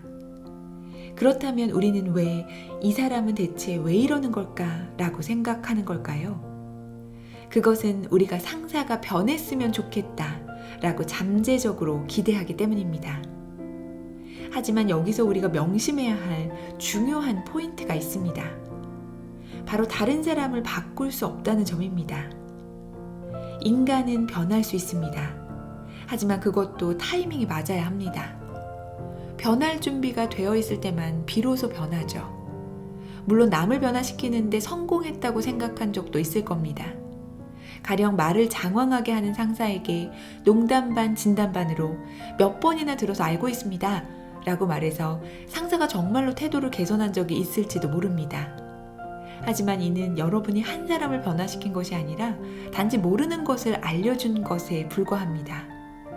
그 상사는 화법을 바꾸는 편이 낫다는 걸 알지 못했을 뿐 알려주기만 하면 언제든 화법을 바꿀 준비가 되어 있는 사람이었습니다. 변할 준비가 안 되어 있는 사람을 바꾸려 하면 그 사람은 거부 반응을 일으킵니다. 그렇게 되면 더 큰 피해를 받는 것이 바꾸려는 사람입니다. 그러니 변할 준비가 안 되어 있는 사람을 바꾸기란 불가능하다는 걸 먼저 마음에 새깁시다. 사람들 앞에서 욕을 먹거나 부당한 대우를 받으면 분하고 화가 나는 감정이 뒤섞여서 마음이 정리가 되지 않을 때가 있습니다. 엉뚱한 트집을 잡히거나 억울하게 야단을 맞는 것은 충격적인 체험입니다. 따라서 발가락을 어딘가 찧었을 때와 같은 마음의 통증이 한동안 계속됩니다. 좀처럼 기분이 정리되지 않을 때는 무슨 일이 일어났는가가 정리되지 않아서인 경우가 대부분입니다. 무엇이 일어났는지가 분명하게 정리되지 않으면 그것을 받아들이고 앞으로 나갈 수가 없습니다. 인간은 충격과 슬픔을 반드시 극복할 수 있지만 무엇을 잃어버렸는지를 확실하게 알지 못하면 극복이 힘들어집니다. 자신에게 일어난 일을 복귀하는 과정에서 자신의 잘못이 크다고 보이면 우울해질 수 있습니다. 하지만 자신의 잘못이 전혀 없는 상황일 수도 있습니다.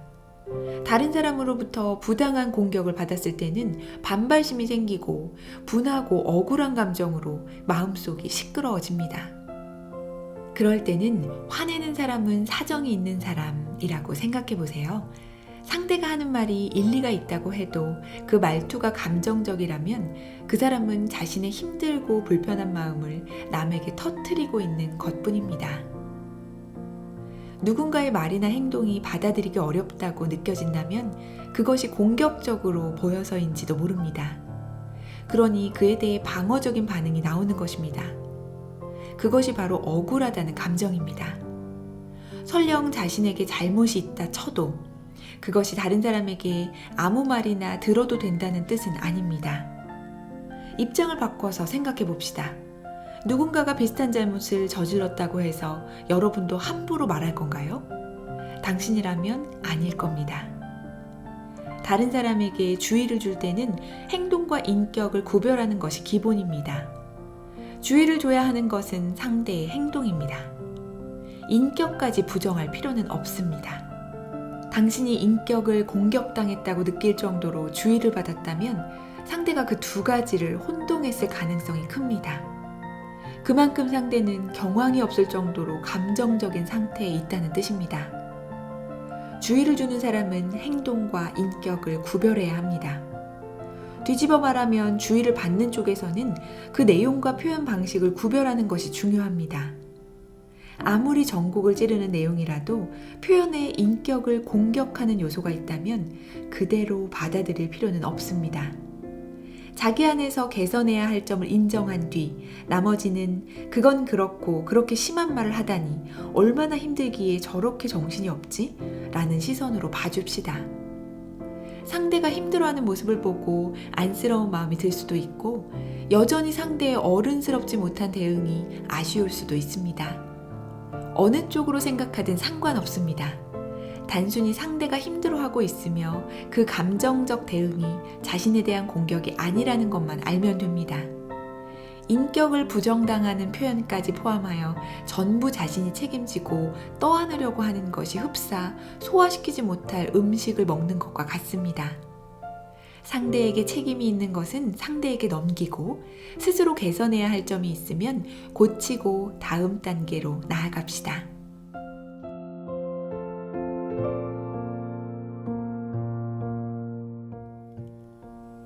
짜증은 자신이 어려운 상황에 처해 있음을 알리는 감정이라고 말씀드렸습니다.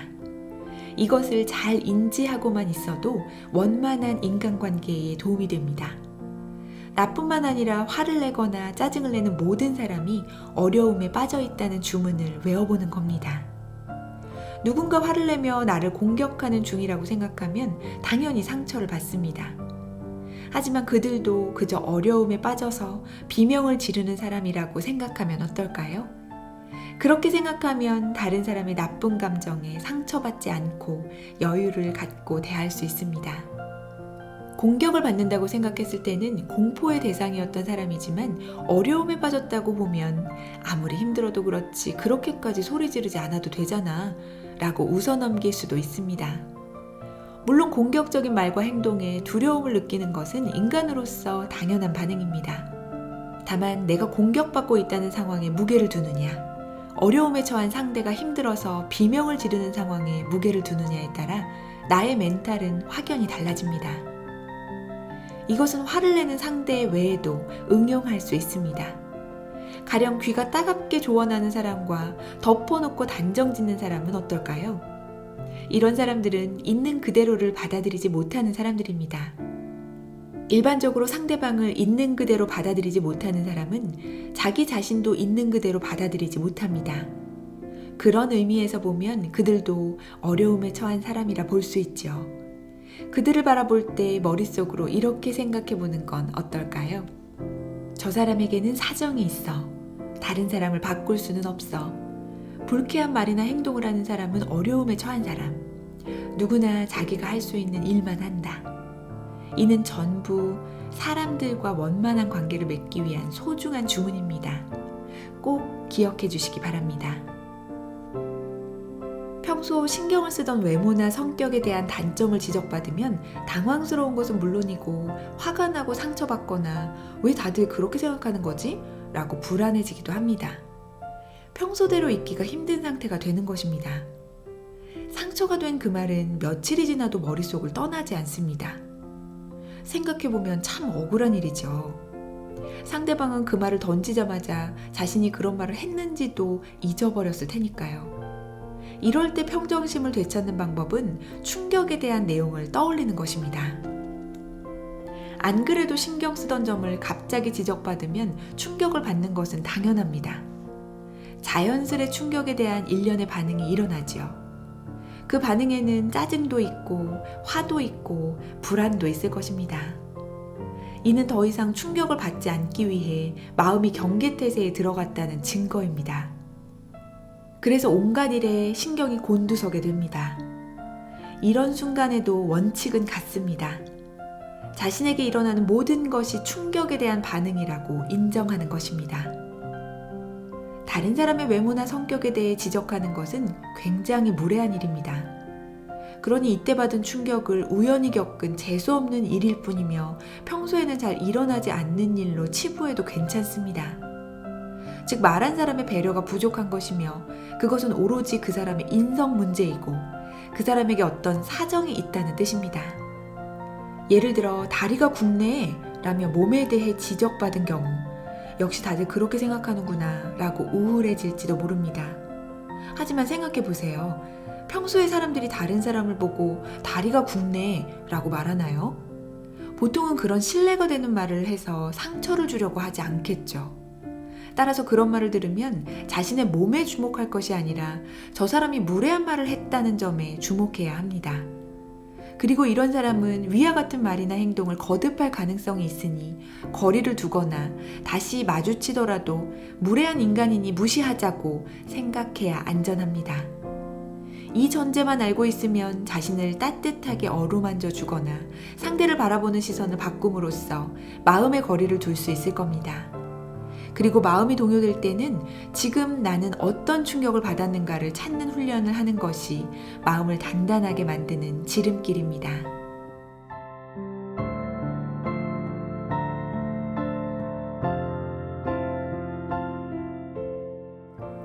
저한테 가장 인상적이었던 내용은 상대방을 이해하지 못할 때 사정이 있겠지라고 내 관점을 전환하는 것이었습니다.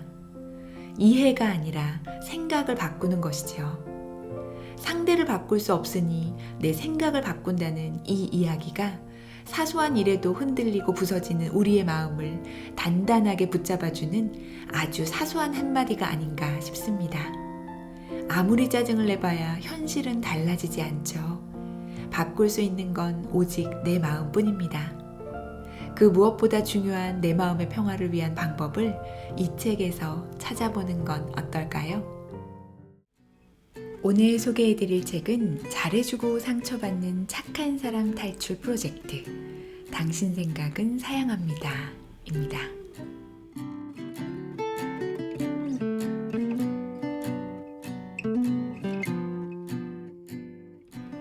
사람은 누구나 살면서 누군가로부터 인정받고 싶어 합니다.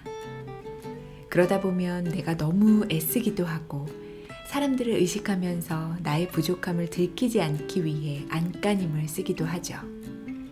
이 책은 그런 책임감 강하고 예의 바른 선량한 사람을 위해 썼다고 지은이는 말합니다. 이 책의 저자인 한경은 작가는 저와 치유하는 글쓰기 프로그램을 함께 기획하며 공부한 인연이 있습니다. 내 인생에 정작 내가 없는 착한 사람 극복 에세이인 이 책이 더 살갑게 느껴집니다. 그럼 책 속으로 들어가 볼까요?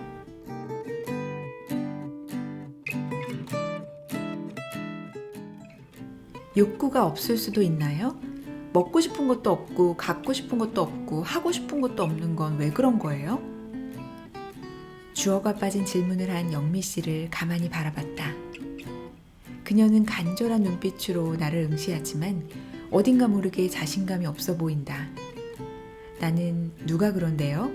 라고 묻는 대신 정말 아무런 욕구가 없을까요? 라고 되묻는다.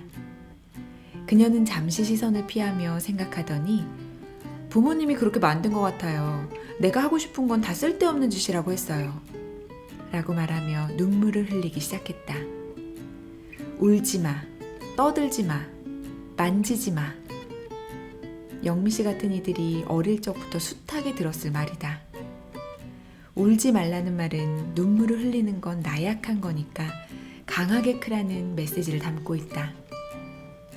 하지만 말하는 사람의 속내는 네가 울면 내가 어찌할 바를 모르겠어. 너를 달래주는 곤혹스러운 일을 하고 싶지 않아. 일 수 있다. 떠들지 말라는 말은 떠들면 안 되는 상황을 알려주거나 다른 사람에게 폐를 끼치지 말라는 경고의 의미이다. 이 말의 숨은 뜻은 네가 소란스럽게 하는 게 싫어. 남 보기에 창피해. 일 경우가 많다. 만지지 말라는 말은 더러운 것을 함부로 만지면 건강에 좋지 않으니까 라고 포장하지만 속내는 너의 몸이나 옷이 더러워지면 뒤처리가 귀찮아 일 수 있다. 모두 다른 사람의 행동, 정확히 말하면 다른 사람의 욕구를 통제하면서 편안하고 싶은, 창피하고 싶지 않은, 귀찮고 싶지 않은 자신의 욕구가 숨어있는 경우다. 겉말과 속내는 이렇다 치고 의식적이든 무의식적이든 타인의 욕구를 통제하는 일이 얼마나 폭력적인지, 반대로 나의 욕구를 억압당하는 일은 어떻게 통증 없는 고통이 되는지 좀 더 깊이 들어가 보자. 울지 마. 울음은 감정의 정수이다. 슬플 때, 억울하고 분할 때, 무서울 때, 외로울 때 등 주로 힘든 상황에서 눈물이 난다. 하지만 우리는 감격스러울 때, 기쁠 때, 행복할 때도 눈물을 흘린다. 즉 이렇게 다양한 상황에서 터지는 눈물을 참으라는 말은 아무것도 느끼지 말라는 것과 다름없다. 몸속에 도는 혈액을 멈추게 하는 것과 같고 영혼의 수맥을 끊어버리는 듯한 폭력적인 요구이다. 떠들지 마. 떠드는 것은 활기와 생동감을 드러내는 일이며 친밀감을 표현하는 행위이자 우리는 서로 친한 사이라는 것을 확인하는 일이기도 하다. 여기에는 질문하기, 혼잣말하기, 중얼거리기, 노래하기, 고함치기 등이 포함된다. 파장이 다를 뿐 모두 말의 다양한 방식이다. 자기 표현의 기본은 말하기이며 말하기의 활기찬 버전인 떠들기는 자기 표현의 확장일 뿐이다. 아이가 엄마에게 학교에서 있었던 일을 말하고 싶은데 엄마는 바쁘거나 피곤하다는 이유로 혹은 다른 사람들이 듣는다는 이유로 아이에게 입을 다물라고 한다면 이는 표현하지 말 것을 강제하는 일이자 소통하지 않겠다는 뜻으로 읽힐 수 있다. 떠들지 말 것을 요구받은 예민한 아이는 나는 너와 소통하고 싶지 않아 로 받아들여 상대에게 거절받았다고 생각하며 상처를 입을 수 있다. 만지지 마. 만진다는 것은 세계를 적극적으로 탐구하는 행위이며 사랑의 결정적인 지표이다.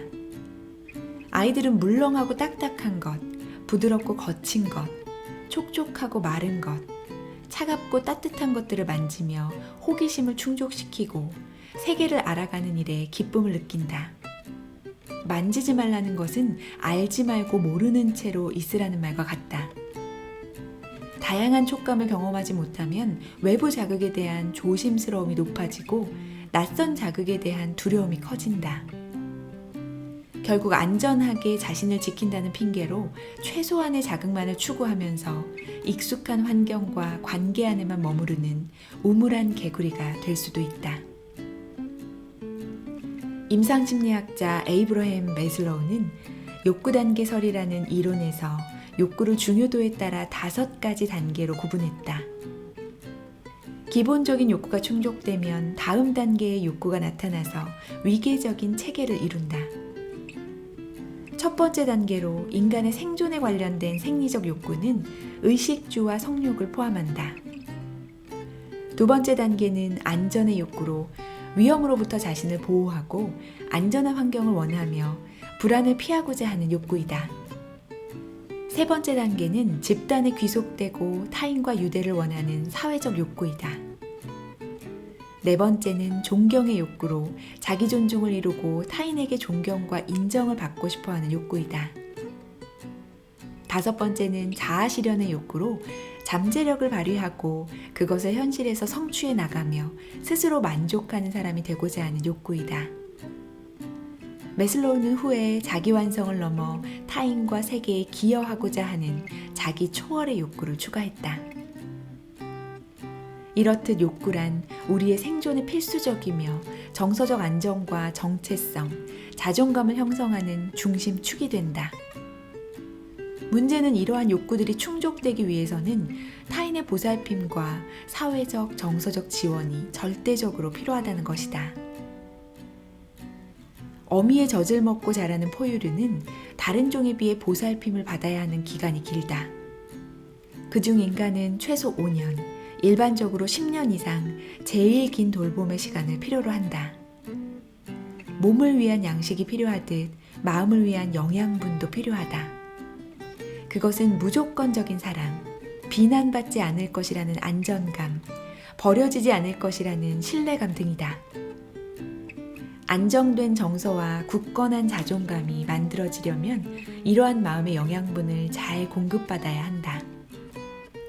이렇듯 인간에게는 타인의 존재가 너무 크고 절대적이다.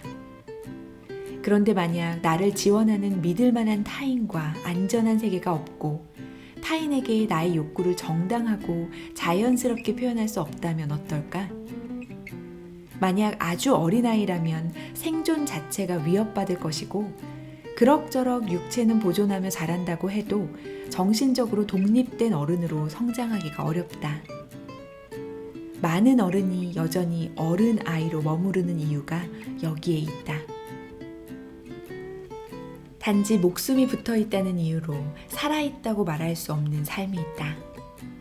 사는 게 아니다라는 흔한 말이 가슴이 아픈 이유는 생의 욕구가 채워지지 않은 황폐함이 느껴지기 때문이다. 인정받고 싶고 사랑받고 싶다. 함께하고 싶고 위로받고 싶다. 이것은 분명 자연스럽고 인간다운 욕구이다. 하지만 착한 이들은 나의 욕구보다 나에게 중요한 사람의 욕구나 타인의 시선, 평가를 더 중시하며 살기 때문에 스스로의 감정을 알기조차 어렵다. 그러다 보니 나의 욕구를 타인에게 잘못 요구하는 일이 벌어진다. 더 안 좋은 일은 자신의 욕구를 타인에게 비난의 형식으로 강요하면서 오히려 자신이 더 고립되고 외로워지는 경우다. 왜 이렇게 늦게 와? 라는 말은 일찍 들어오라는 요구를 담고 있다. 그 아래에는 나는 당신과 함께 시간을 갖고 싶다는 친밀감의 욕구가 깔려 있다. 우리가 진짜 원하는 건 바로 이 친밀감을 나누는 것이다. 그런데 우리는 왜 진짜 필요한 욕구를 표현하지 못하고 솔직하게 요구하지 못하며 때로는 터무니없이 타인을 비난하는 걸까? 그 사람이 내 마음을 몰라주는 것 같기 때문이다.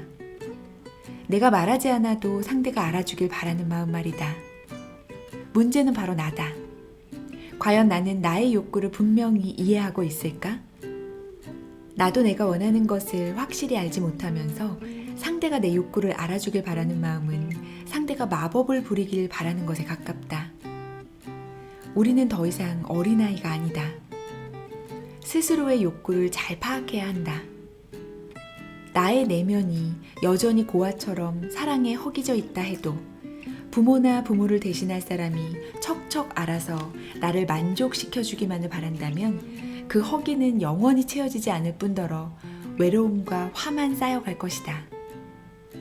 내가 나의 느낌을 지각하고 나의 욕구를 이해할 수 있으려면 스스로에게 자주 물어봐야 한다. 너 지금 몸과 마음이 어때? 손바닥에 땀이 나고 있네. 긴장하고 있니? 잘 보이고 싶고 잘 해내고 싶구나. 이렇게 나에게 다정하고 자상하게 물어봐주자. 그리고 내 마음이 어떤 말을 하든 그것은 잘못된 것이 아니라고 존중해주며 나의 허기진 내면을 채워줘야 한다. 누가? 다름 아닌 내가. 영미 씨는 눈물을 닦으며 이렇게 말했다. 한 번도 없었어요. 내가 하고 싶은 게 받아들여진 기억이. 그러니까 말해봤자 소용없고 말하면 욕만 먹으니까 어느 순간 다 포기해버린 것 같아요. 어릴 적부터 강하게 욕구를 억압당한 사람은 욕구를 표현하지 못하는 정도가 아니라 스스로 욕구 자체를 차단해버릴 수도 있다. 그래서 욕구가 충족돼 본 경험이 없거나 적은 사람은 타인과 세계에 대한 신뢰를 형성하지 못한다.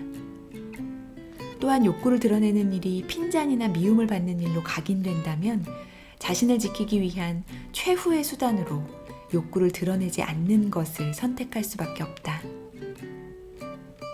욕구를 억압하는 것이 내면화된 영미 씨는 자신은 아예 욕구가 없다고 착각하며 살았다. 하지만 부모님이 나를 이렇게 만든 것 같아요 라고 말하며 눈물을 흘리며 깨닫게 됐다. 하고 싶은 것을 마음대로 하지 못하고 하고 싶은 말을 마음껏 뱉지 못했다는 것. 즉 자신의 욕구를 소외시켜버리면서 결국 자기 자신을 잃어버렸다는 사실을 말이다.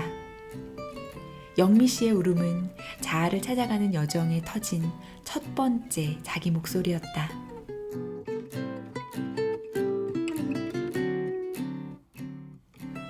딸이 좋은 남자를 만나 결혼하는 것, 부모님이 건강하게 오래오래 사는 것, 애인이 더 좋은 직장으로 옮기는 것, 엄마가 자신의 인생을 사는 것, 남편이 담배를 끊는 것.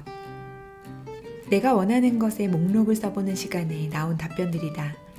미리 준비한 듯 간결한 단어들을 툭툭 내놓는 사람도 있고 깊은 숨을 쉬면서 한 문장 쓰기를 심사숙고하는 사람도 있다. 목록을 풀어내는 과정은 제각기 달라도 내용에는 공통점이 있다.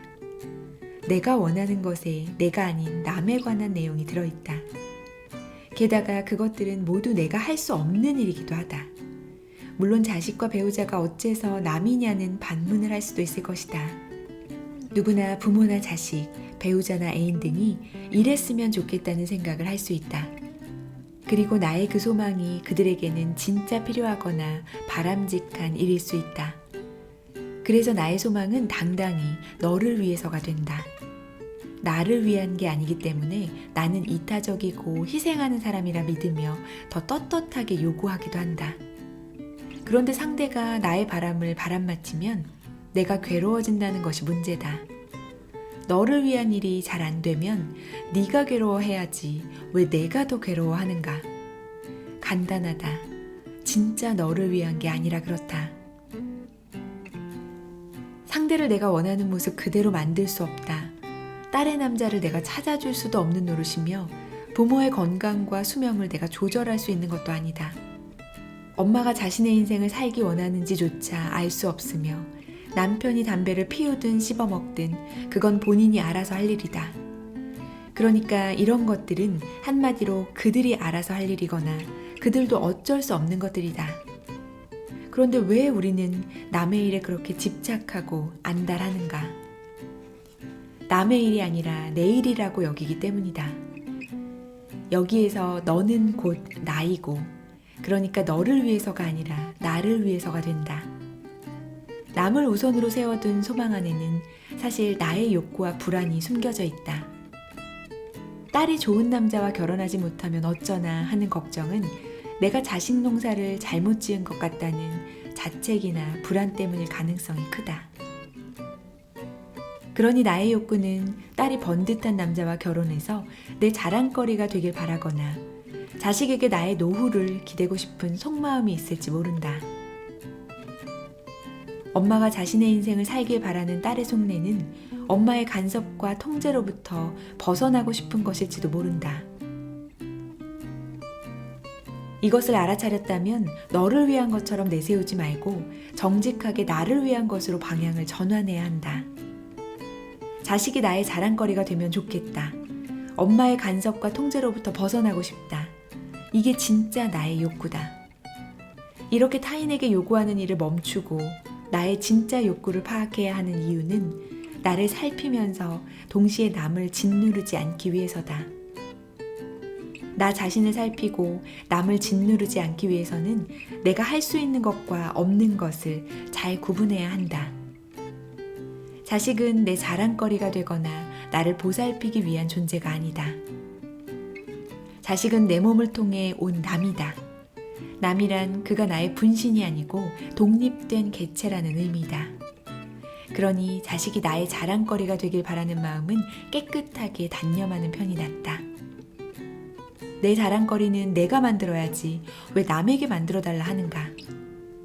엄마의 간섭과 통제를 받고 싶지 않은 나의 욕구에 대해서는 어느 정도 노력은 해볼 수 있다. 엄마에게 요청하거나 물리적, 심리적 거리를 두는 일 말이다. 하지만 내가 원하는 만큼 완벽하게 될 수는 없다. 타인이 걸려있는 문제는 한계와 범위가 있다는 것을 깨달아야 한다. 그래야만 스트레스를 덜 받고 인생이 가벼워진다. 남은 내가 될 수 없다. 우리가 남이가? 라고 물으면 남이지 그럼 하고 대답해야 한다. 나 외의 모든 존재는 남이다. 부모도 자식도 모두 타자이다. 그러니 남의 일에 내 마음을 쏟으며 남의 인생에 얹혀갈 요량을 내다버려야 한다. 나에 관한, 내가 원하는, 그리고 내가 할 수 있는 것에 주목하자. 내가 할 수 있는 것은 오로지 나에 관한 것밖에 없다. 20대 후반의 직장인 은정씨가 원하는 것은 이렇다. 가족이 건강한 것, 몸과 마음이 건강한 애인을 만나 연애하는 것, 어려운 일이 닥쳤을 때 건강한 방식으로 빨리 극복하는 것, 내가 원하는 일을 하면서 아프지 않고 행복하게 사는 것. 은정씨가 원하는 것은 모두 건강과 관련 있다. 그녀가 이렇게 건강에 집착하는 데는 이유가 있다. 동생은 상당한 수준의 정서적인 어려움을 겪고 있고 언니는 지적장애가 있다. 얼마 전 아버지마저 뇌경색으로 쓰러졌고 엄마의 우울감도 깊어져만 간다. 집안에 멀쩡한 사람은 저밖에 없어요. 내가 가족 모두를 책임져야 할 것 같아요. 가끔 힘이 들 때는 나만 생각하며 살고 싶다는 생각을 하기도 해요. 하지만 그런 생각이 들면 마치 우리 집에 불이 났는데 나만 살겠다고 도망치는 것 같은 마음이 들어요. 그럴 때마다 나는 우리 집의 소방관이다 하며 다시 마음을 다잡아요. 이렇게 말하는 은정씨는 꽤나 담담하고 강단 있어 보였다. 아마도 자신이 기운을 잃거나 정신줄을 놓으면 안 된다고 생각하는 것 같았다. 인간은 부족한 것에 집착하는 습성이 있다. 그런데 부족한 것을 채우고 싶은 욕망에는 필연적으로 불안이라는 놈이 따라붙게 된다. 태초부터 불안이란 위험한 상황을 미리 대비하게 하여 생존에 도움을 줬을 것이다. 하지만 지금 우리가 목숨 내놓고 원시림에 사는 것도 아닌데 인생을 너무 죽기 살기로 사는 건 아닐까? 이런 사람들의 동력은 대개 불안이다. 은정씨가 갖고 있는 불안도 미래를 안전하게 준비할 수 있는 자원이 될 수 있다. 하지만 이렇게 간절한 바람 안에는 건강해야 한다는 당위적 사고가 깔려 있다. 내가 건강하고 아프지 않아야 가족들을 돌볼 수 있고 몸과 마음이 건강한 애인을 만나야 내가 상처받지 않을 것이다. 이런 굳은 믿음은 사실 얇디 얇은 종이 방패일 뿐이다. 이런 당위적 사고는 좌절에 굉장히 취약하기 때문이다. 나는 꼭 건강해야만 해 라고 생각하기 때문에 어딘가 조금만 아파도 곧 죽을 것처럼 불안에 휩싸이게 된다. 집착, 당위적 사고, 불안, 좌절, 다시 불안. 마치 불안하기 위해 사는 것 같지 않은가? 우리가 원하는 것들을 살펴보면 이렇게 남이 변화하기를 바라는 것과 내가 갖지 않은 것에 집착하고 있는 경우가 있다. 둘 다 내가 어찌할 수 없는 영역이다. 그러면서 걱정을 허리춤에 매달고 산다. 엄마까지 아프면 어떡하지? 남편이 저렇게 담배를 피워대다 암이라도 걸리면 어쩌지? 애인이 계속 저런 별 볼 일 없는 직장에 다니면 어쩌지? 사실 이 걱정들도 모두 내 욕구의 그림자이다. 엄마마저 내 짐이 되지 않길 바라는 마음, 남편의 건강으로 나의 안락과 안정을 계속 잘 유지하고 싶은 마음, 애인의 능력이나 후광에 편승하고 싶은 마음, 이런 나의 욕구에 솔직해지자. 이렇게 나의 욕구와 욕망에 초점을 맞추면 사실 남들에게 이런 것들을 바라는 마음 자체가 미안해진다. 내 인생 대신 살라는 말과 같기 때문이다. 실은 나를 위한 걸 너를 위한다고 포장하지 말고 진짜 나를 위한 것을 돌보고 가꾸자. 나의 욕구를 정면으로 바라보는 일은 진짜 내 인생으로 가는데 가장 정확한 나침반이 된다. 그게 나에게도 남에게도 세상 모두에게 좋은 일이다.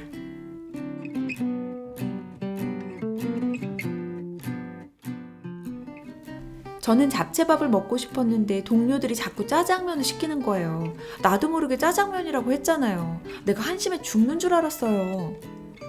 30대 중반의 직장인 상훈 씨의 조금 웃긴 자기 폭로 시간이다. 이 말을 들은 사람들은 웃음을 터뜨렸고 상훈 씨도 속 시원한 표정으로 같이 웃었다.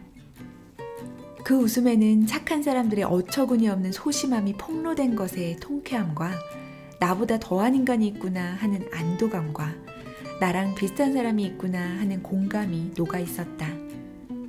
이렇게 식사 메뉴를 정하는 소소하고 작은 일부터 오래 묵은 억울함과 분함까지 착한 사람은 자기 표현의 결박 상태에 놓여 있다. 상훈 씨는 왜 잡채밥을 시키지 못했을까요? 왠지 대부분의 사람들의 의견에 따라야만 할 것 같았어요. 사람들이 상훈 씨에게 잡채밥을 먹지 말라고 했나요? 아니요, 그 사람들은 그저 자기들이 먹고 싶은 메뉴를 말했을 뿐이죠. 그래요, 상훈 씨의 자유를 제한한 사람은 아무도 없었던 것 같은데요. 자, 그럼 다시 한번 질문할게요. 상훈 씨는 왜 원하는 것을 표현하지 못했을까요? 남들이 하는 대로 하면 중간은 갈 것 같아서? 그 중간에 머무는 느낌이나 감정은 어떤 건가요? 안심이 되죠. 안도감 같은 거요. 그렇다면 중간에서 벗어나면 어떻게 될 것 같은데요? 튀죠. 그럼 욕먹거나 다칠 일이 더 많이 생기는 거죠.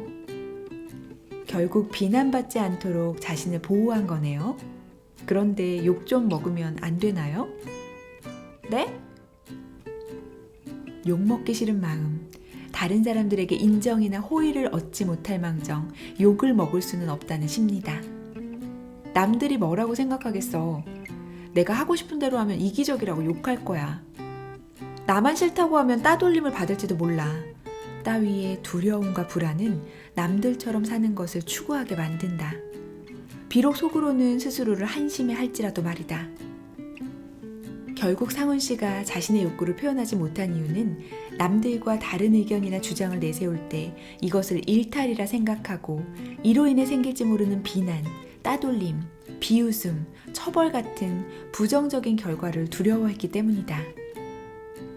상훈 씨는 남들과 다르게 너무 튀지 않고 중간에 머물면 안도감을 느낀다고 했다. 이렇게 대다수의 결정에 동의하고 동참할 때 우리는 조직에서 소외당하는 등의 처벌로부터 자신을 보호할 수도 있다. 얼핏 보면 상훈 씨는 안도감이라는 이득을 챙긴 것 같다.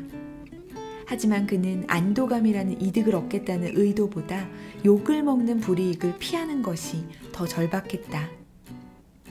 안타깝게도 그의 태도는 현장에서는 자신의 욕구를 억제하고 사후에는 한심함을 느끼며 자책하는 자기 파괴적인 행동에 더 가깝다. 이렇게 남들 따라 하기가 습관이 되면 내 목소리를 내는 일이 점점 더 두려워지고 만다. 두려우니 자신의 목소리는 더 깊이 숨기게 되고 극단의 경우 영혼의 실어증에 이르게 될지도 모른다. 여기서 또 하나 생각해 봐야 할 것은 다른 사람의 행동을 내가 어떻게 해석할 것이냐의 문제이다. 동료들과 메뉴를 정하는 상황에서 각자 선택한 메뉴가 우연히 통일된 것을 상훈 씨는 암묵적인 합의나 강요로 받아들였다. 분위기를 망치면 자기에게 불이익이 돌아올지 모른다는 불안이 만들어낸 해석이다. 물론 그때 실제로 짜장면을 통일하자는 암묵적인 합의의 분위기가 있었을지도 모른다. 분위기를 깨고 싶지 않은 마음도 충분히 이해가 된다.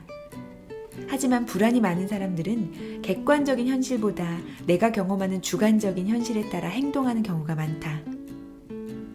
상훈 씨의 주관적인 현실은 자신의 욕구를 표현하기 힘든 불편하고 무겁고 눈치 보이는 상황이었다. 하지만 객관적인 현실은 그의 선택을 통제한 사람이 아무도 없었다는 것이다. 이처럼 상황을 객관적으로 보지 않고 주관적인 현실 안에서만 판단하면 다양한 제약을 스스로 만들어낸다. 자기 검열을 강화하는 것이다. 그러면 나를 표현하기가 힘들다. 방어하는 데만 급급해지기 때문이다. 그렇다면 주관적 현실을 부정적으로 보거나 실제 현실을 왜곡하지 않으려면 어떻게 해야 할까? 나의 인지적 오류를 깨달으면 현실을 바로 보는 데 도움이 된다. 인지치료를 개발한 아론백은 생활 사건의 의미를 부정적으로 받아들이면서 범하게 되는 과장되거나 왜곡된 논리를 인지적 오류라고 표현했다. 인지적 오류에는 흑백 논리적 사고, 과잉 일반화, 의미 확대와 의미 축소 등이 있다. 타인이 행사하는 힘에 영향을 많이 받는 착한 사람들은 다음 몇 가지 임의적으로 추론하는 인지적 오류에 대해 생각해 볼 만하다. 먼저 충분한 근거 없이 다른 사람의 마음을 제멋대로 추측하고 단정하는 독심술의 오류다. 동료가 쏙닥거리는 걸 보며 내 욕을 하고 있는 게 분명해 라고 생각하는 경우다. 마치 미래에 일어날 일을 예언하듯이 단정하고 확신하는 예언자의 오류도 있다. 말해봤자 소용없어. 욕만 먹고 거절당하게 돼 있어. 와 같이 생각하는 경우다. 현실적인 근거 없이 막연히 느껴지는 자신의 감정에 근거하여 결론을 내리는 감정적 추리는 현실을 왜곡하고 과장하게 만든다. 이렇게 미안한 마음이 드는 걸 보니 내가 뭔가 잘못한 게 틀림없어. 와 같은 임의적 추론으로 부정적인 감정을 느끼고 그에 따라 행동하게 된다. 때로는 다른 사람의 기대나 암묵적 요구에 적절하게 순응할 때 집단과 조화를 이루며 자기 발전을 도모할 수 있다. 단 이 경우는 상대의 기대에 부응하기 위해서나 집단의 분위기를 맞추기 위해 내가 원하는 것을 숨기는 것이 아니라 자기를 위한 합리적인 선택을 하는 경우에 한한다. 남들에게 휘둘리지 않고 분위기에 휩쓸리지 않은 상태에서 상대와 합의한 후 동조한 것이라면 내가 자율적으로 선택했기 때문에 자책하지 않으며 피해의식으로까지 확대되지 않는다. 다른 사람에게 동조하는 것보다 나의 욕구와 내 선택에 스스로 동의하는 것이 더 중요하다. 만약 상훈 씨가 그 자리에서 내가 먹고 싶은 욕구에 충실해 잡채밥을 주문했다고 가정해보자. 그런데 사람들이 이 집 잡채밥은 맛이 없더라. 여기 짜장면이 제일 맛있어. 라고 했거나 마침 식재료가 떨어져 오늘은 잡채밥이 안 된다는 주방의 메시지를 들었다면 어땠을까? 다른 사람의 권유나 주방에서 날아온 어쩔 수 없는 상황 때문에 결국 잡채밥을 먹지 못하고 남들처럼 짜장면을 먹게 되는 동일한 결과가 펼쳐졌을지 모른다. 하지만 이런 경우엔 자율적으로 선택했고 어쩔 수 없는 상황이기 때문에 자신을 한심해하거나 피해의식을 가질 필요가 없게 된다. 또 다른 경우, 만약 동료들이 그냥 다 같이 먹는 걸로 하지? 라며 상훈 씨의 욕구를 통제했다고 치자. 그럴까? 그럼 더 빨리 나오겠지? 하고 쿨한 척 짜장면을 선택하든 마지못해 내 욕구를 포기하든 이 경우에도 일단 나는 2차적 선택이라는 의사표시를 했기 때문에 지금처럼 몇 달이 지나서까지 찜찜한 감정이 남지는 않을 것이다. 그리고 또 한 가지 분명히 해야 할 점은 만약 동료들이 상훈 씨에게 남들처럼 똑같이 먹으라고 요구를 했다면 그건 엄연히 그 사람들의 미성숙한 태도로 그들에게 관계 맺기에 서투름의 책임을 돌려주면 그만이다. 막상 현실에선 우리가 염려하는 것처럼 큰일이 그렇게 흔하게 벌어지지 않는다. 그 걱정이란 대부분 생각이 만들어낸 것이기 때문이다. 만에 하나 염려가 현실로 나타나면 어쩌냐고? 나 자신을 중심에 두고 선택하면 된다. 혹시 생길지 모르는 불이익을 감수하겠다는 배짱을 가져보자. 그리고 누구든 다른 사람을 욕할 권리도 있다는 것을 받아들이자. 나를 욕하는 사람도 그게 사실이든 아니든 자기 마음이다. 생각해보면 나도 그렇게 살지 않는가? 욕 좀 먹는다고, 뒷담화 좀 듣는다고 세상 무너지지 않는다. 그들의 험담 자체가 내 인생의 대세에 그렇게 큰 영향을 미치지 않는다. 나는 2004년 이후 예식장 가는 것을 끊었다. 친척과 친구는 물론이고 친한 지인이나 직장 동료 등 누구의 결혼식에도 가지 않는다. 재미도 없고 솔직히 축하하는 마음도 들지 않는다. 이렇게 나의 욕구에 충실하면 사회생활을 못한다는 비난을 들을 수도 있고 상대가 섭섭한 마음을 느낄 수도 있다. 하지만 이런 불이익을 감수하면 좋은 점이 더 많다.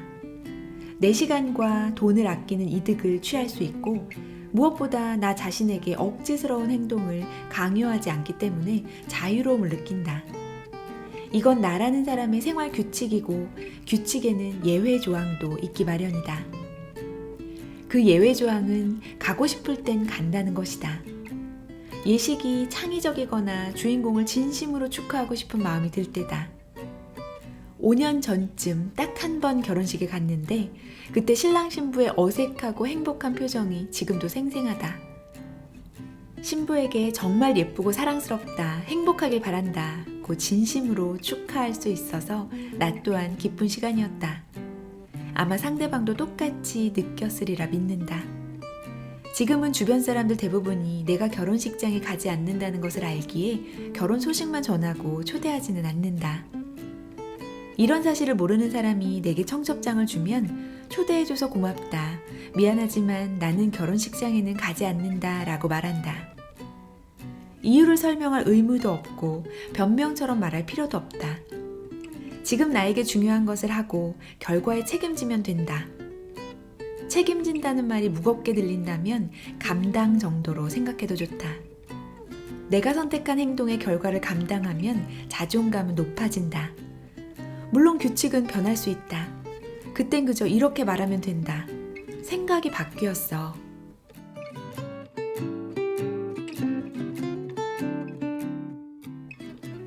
이 책을 읽고 우리가 관계에서 매번 약자가 될 수밖에 없는 해답을 찾았습니다. 싫은 사람의 부탁도 잘 거절하지 못하고 인정받으려 애쓰며 욕먹는 게 죽기보다 싫어서 그 누구보다 열심히 일한 이유는 나 스스로에게 지나친 기대를 하고 내가 정말 무엇을 원하는지 몰랐기 때문입니다. 이 책을 통해 내가 더 행복해지기 위해 나를 위해 사는 방법이 무엇인지 고민해 보시기 바랍니다.